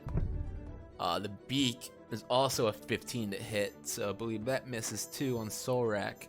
Yeah, suck it, bitch. And it's now Wilmore's turn as you saw this powerful beast just a few moments ago looking like he was ready to take down some foe, but he's now looking quite weak himself. Eldritch Blast. Yeah, man. That's an 11. It misses. That one Second misses. one is 15. That hits, man. All right. The roll is a 13, and then the hex is a 4. So 17. How do you want to do it? I just slowly put my hand up next to the airbell's face and just Eldritch Blast right out, just like it's a big old right hook from Mike Tyson. Just spin him around. Done. Yeah, and you knock him. There's this crackling blue energy, and the owlbear goes falling to the ground as the crowd once again stands up and erupts in cheers and applause as you guys defeat these two monstrous-looking beasts, and they're laying there dead and breathless in the arena floor. Dumar Hanwinkle makes his way out and says, I think we got ourselves some champions here today. Ladies and gentlemen, what do you think? And everyone starts cheering even louder. And he says, the three amigos, make your way out of the ring, please, and get yourselves ready for the final battle. It's the final countdown.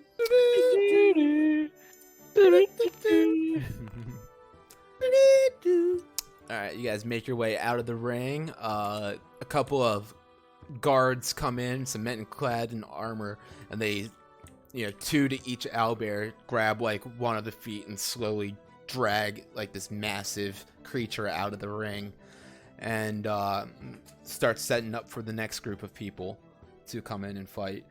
It's the remaining fighters that you saw earlier on, the one dwarf and the one human man. They go in to fight, and they're up against some these these man-made like giant creatures. Two of them side by side, and a fight ensues. Battle goes on. The one man wearing the sun insignia on his breastplate does some quick moves and is able to take down the ankle of one of the golems and swiftly brings him down. One of the dwarfs, he goes to try to attempt to do the same thing, and one of the golem actually goes and steps right on top of his head and he squishes him like a bug. Just leaves the dwarf laying there, completely squished, dead, like completely. And then this the final batter comes running up. Final fighter in the battle comes running up and is able to take out the final golem as he's looking at the bottom of his foot, trying to clean off the remnants of the dwarf that were left there. And just this last fighter with this sun insignia on his breastplate is left there. Seems quite unamused by with the fight that went down and unbothered by it, and he just slowly makes his way out of the ring and into his corner. Dumar, is anything you guys doing anything while that fight was happening and in between the fight before your guys' battle goes on? Any of you guys have any healing potions or anything I can borrow? Down to one. I'm hurting. Okay. So what I'm gonna do is Well, Carlos, you're only down 3 health. What? My thing says you're only down 3 health. Is that wrong?